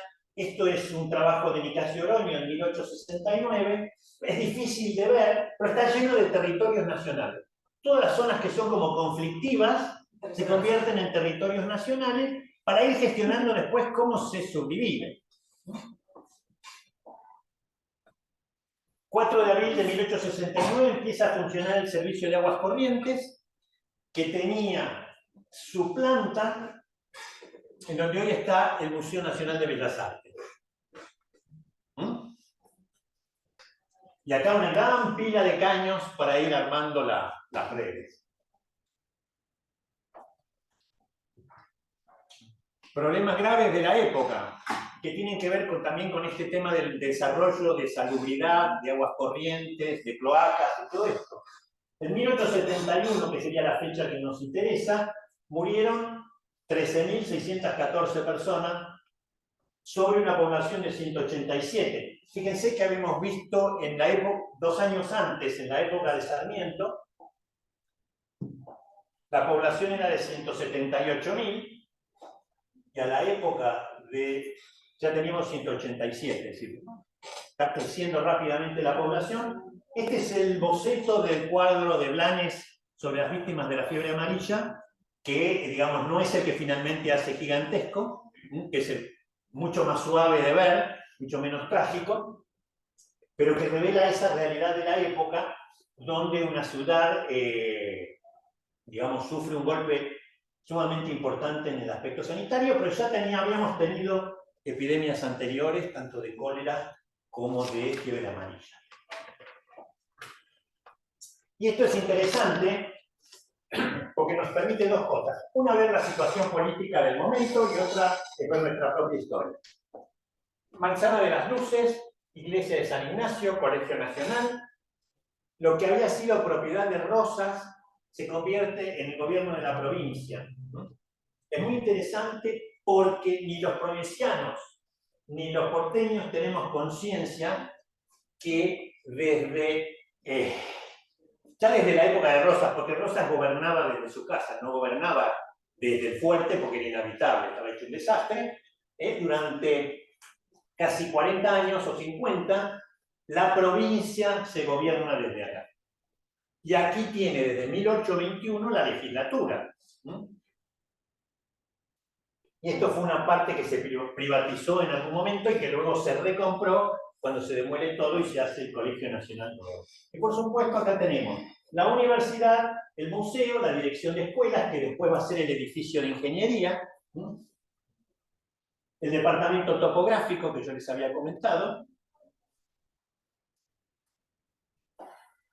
Bien. Perdón, ¿podría volver a la diapositiva anterior porque me perdí? O sea, lo que está del lado izquierdo es la manzana que está frente a la manzana de las luces. Esta es la calle Moreno. Bien. Y esto es Bolívar y esto es Perú, exactamente. Esto hoy en día, acá hay un museo de sitio porque se encontró una cisterna gigantesca que dicen que era de la Casa de Rosas. Es muy probable que en realidad se haya construido después, cuando fue casa de gobierno, donde había una necesidad de agua muy importante. Piensen que esto es anterior a las aguas corrientes, y acá hay una serie de oficinas impresionantes donde hay mucha gente que necesita agua. El agua de lluvia se juntaba a través de canaletas y se mandaba, como en la época de Roma, y como pueden ver en Pompeya, cuando van, si tienen la suerte de ir, se juntaba en un estanque y de ahí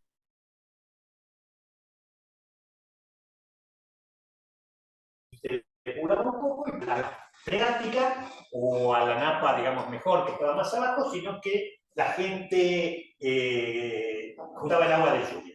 Episodio sumamente importante, sobre todo para la idea del desarrollo industrial, la Exposición Internacional de Córdoba de 1871, que va asociada a la creación de una institución fundamental, también en Córdoba, que es el Observatorio Astronómico.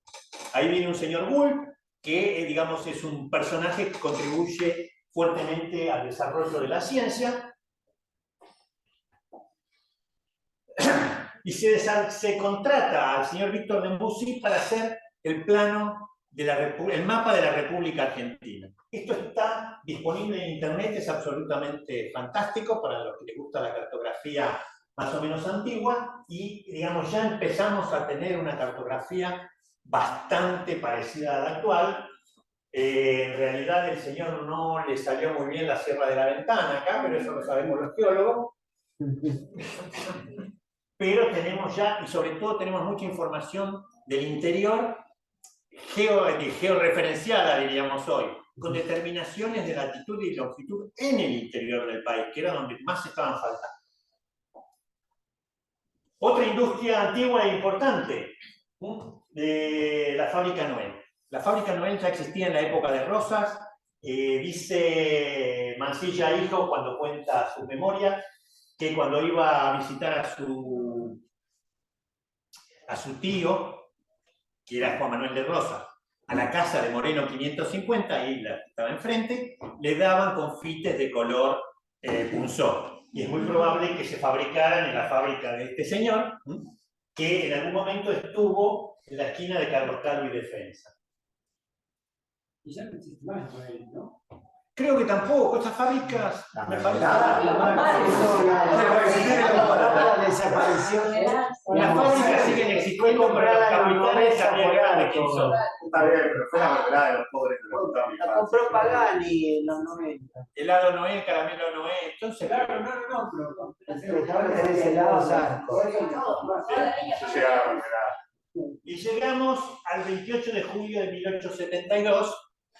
Por eso yo te dije que me habías copiado la caricatura, donde tenemos al ingeniero Luis María Huevo, primer ingeniero recibido en la Argentina, en esta facultad, que, digamos, sus primeros egresados no tienen nada que ver con ni matemáticas, ni física, ni química, sino que son ingenieros. Y este es Ceballos, que mucho después, cuando se funda la Sociedad Científica Argentina, ahora lo vamos a ir viendo. Perdón, lo dejamos ahí, quedó un aspecto de la Revolución de 1874. Se inicia el 23 de septiembre, siendo presidente Sarmiento, y es una locura de Mitre. Eran todos masones, pero eso no significaba que hicieran todo de acuerdo. Dentro de la masonería, como en todos lados, también había sus discrepancias. Claro, las internas de los masones. Entonces, pero Mitre es derrotado y su secuaz, más allá en Mendoza, en el oeste, también es derrotado. Esa revolución fracasa. Y acá hay una imagen muy linda, que es la noticia que sale en Francia sobre la revolución. Y yo dije, dibujaron cualquier cosa, pero después me di cuenta que no dibujaron cualquier cosa. Esta es la parte de atrás de la aduana, que tiene la parte semicircular hacia el río, con el muelle, la calle que atraviesa por detrás de la Casa de Gobierno, con la estación del ferrocarril central, que empalma con el ferrocarril de Ensenada, y la Casa Rosada verdadera, la que fue la primera pintada de rosa, que luego se transforma y se une con lo que habíamos visto antes, que estaba el Palacio de Correos del otro lado. O sea que esto es Rivadavia y Paseo Colón, o Leandro Alem, lo que toque. Qué raro el color. No, esto me parece que es un problema del escaneo, que aparecieron las manchas, no sé por qué. Bueno, esta es la imagen, ¿ven? El Palacio de Correos, la Casa Rosada, que Sarmiento mandó pintar de rosado, pero porque se le agregaba sangre de buey como desinfectante a la cal. Y algo que quería comentar, y empieza todo el proceso de pavimentado, empedrado de las calles, con piedras planas y más o menos regulares, todavía no son los adoquines, pero reemplaza a las piedras bola que se habían puesto antes, que eran terroríficas para los vehículos y para los caballos. Si quieren, algún día puedo dar una charla sobre los empedrados y los adoquines. Y en esa foto, esos empedrados son los que ponen nuevos. Son los que ponen nuevos, que por lo menos tienen una superficie plana, pero son todos muy desparejos. Hace unos años apareció un retazo de estos empedrados en Barracas. Que algunos dijo, no, los empedrados del Virrey Vértiz. En la época del virrey Vértiz, esa calle estaba en... No estaba bajo el agua porque es la parte de arriba, no de arriba en el sentido alto, pero sí la parte más cercana a Constitución de Barraca. Bien. Luego viene Nicolás Avellaneda, uno de los pocos presidentes que llega a este momento siendo un civil. Esta es otra cosa que no tenemos muchas veces en cuenta. Salvo Rivadavia y Avellaneda, todos los otros presidentes o gobernadores, tuvieron cargos militares. Era imposible sostenerse en el gobierno sin el apoyo de la fuerza. 37 años, todavía más joven que Mitre. ¿Se imaginan hoy en día un presidente de 37 años? Es el que sucede a Sarmiento, ¿verdad? Sí, sí. Pero Sarmiento no era militar, le habían dado un grado, pero participó. Participó, pero, digamos, en la retaguardia. No, fue militar desde muy joven. No, el hijo, el ahijado. Bien, lo que habíamos mencionado ya de las medidas, y que adelantó, 20 de mayo de 1875, Tratado de la Convención del Metro en París, y la Argentina manda un representante, solo 17 países, y uno de los países es Argentina. Y en agosto de 1876 se aprueba esa convención internacional para seguir perfeccionando la aplicación que habíamos visto que ya estaba decidida por ley anteriormente. Esto es una nota curiosa. José Hernández en la Vuelta del Martín Fierro, yo creo que todos leímos el Martín Fierro, pero ninguno leyó la Vuelta del Martín Fierro.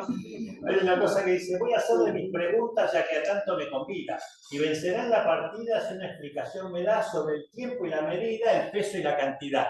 Fíjense cómo en una cosa que es tan popular, y esto yo creo que tiene que ver porque es un problema de la época. Es decir, lograr hacer coincidir a todo el mundo midiendo y pesando en las mismas unidades. Fíjense que vienen un montón de inmigrantes que vienen de distintos países, no todos los cuales han adoptado el sistema métrico decimal. Porque esa es toda Avellaneda. Bien, 1875, sobre unas fábricas preexistentes en Retiro, se funda la vieja. Acá tenemos el frente de la fábrica, ¿no ven? El frente de la fábrica y después el río. Acá está el ferrocarril. Y hay carga y descarga de toneles al ferrocarril directo. Esa fábrica del Retiro, el Retiro se llama porque era el nombre de la finca que construyó un gobernador, Robles. Acá tenemos, siglo XVII, el fuerte de Buenos Aires, la ciudad, la finca de Robles, que tiene una historia muy interesante porque era la edificación más grande de la ciudad, aun cuando estaba fuera del ejido, con 30 y pico de habitaciones. Y terminó siendo un depósito de la compañía de, digamos, un asiento de esclavos, el lugar donde iban a parar los esclavos.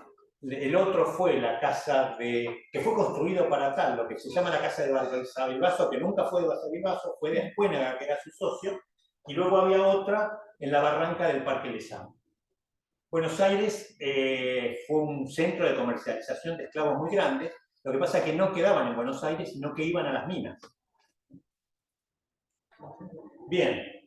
Primer monumento de Buenos Aires fuera de la Pirámide de Mayo. Primer monumento de Giuseppe Mazzini en el mundo, 1875, ya impulsado por la gran inmigración italiana republicana que hay aquí.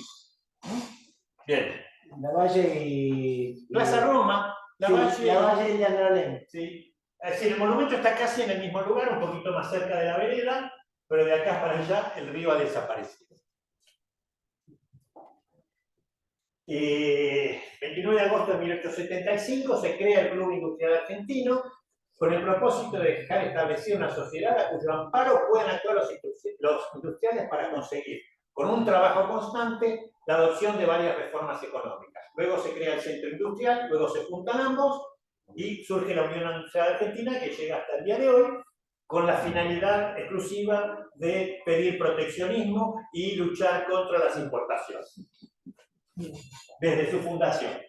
El aspecto 1877, de la misma esquina que habíamos visto, la estación de ferrocarril, el muelle, los barcos y acá sobre este lado la Casa de Rosario, la Casa de Gobierno. se hace la primera exposición industrial de Buenos Aires en 1877, que se hace en el Colegio Nacional de Buenos Aires, aprovechando los distintos espacios, entre ellos el espacioso. Te decía si querías continuarlo ahora o no sé qué. No sé cómo está la hora. Las 9. Como vos quieras. No, sí, lo cortamos y lo hago el lunes que viene, lo termino, si les parece bien. Sí. Justo ahí en la imagen del Nacional Buenos Aires. Del Nacional Buenos Aires.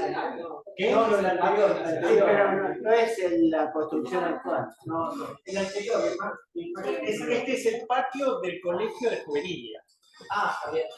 Que después todo esto lo demuele Mitre para hacer el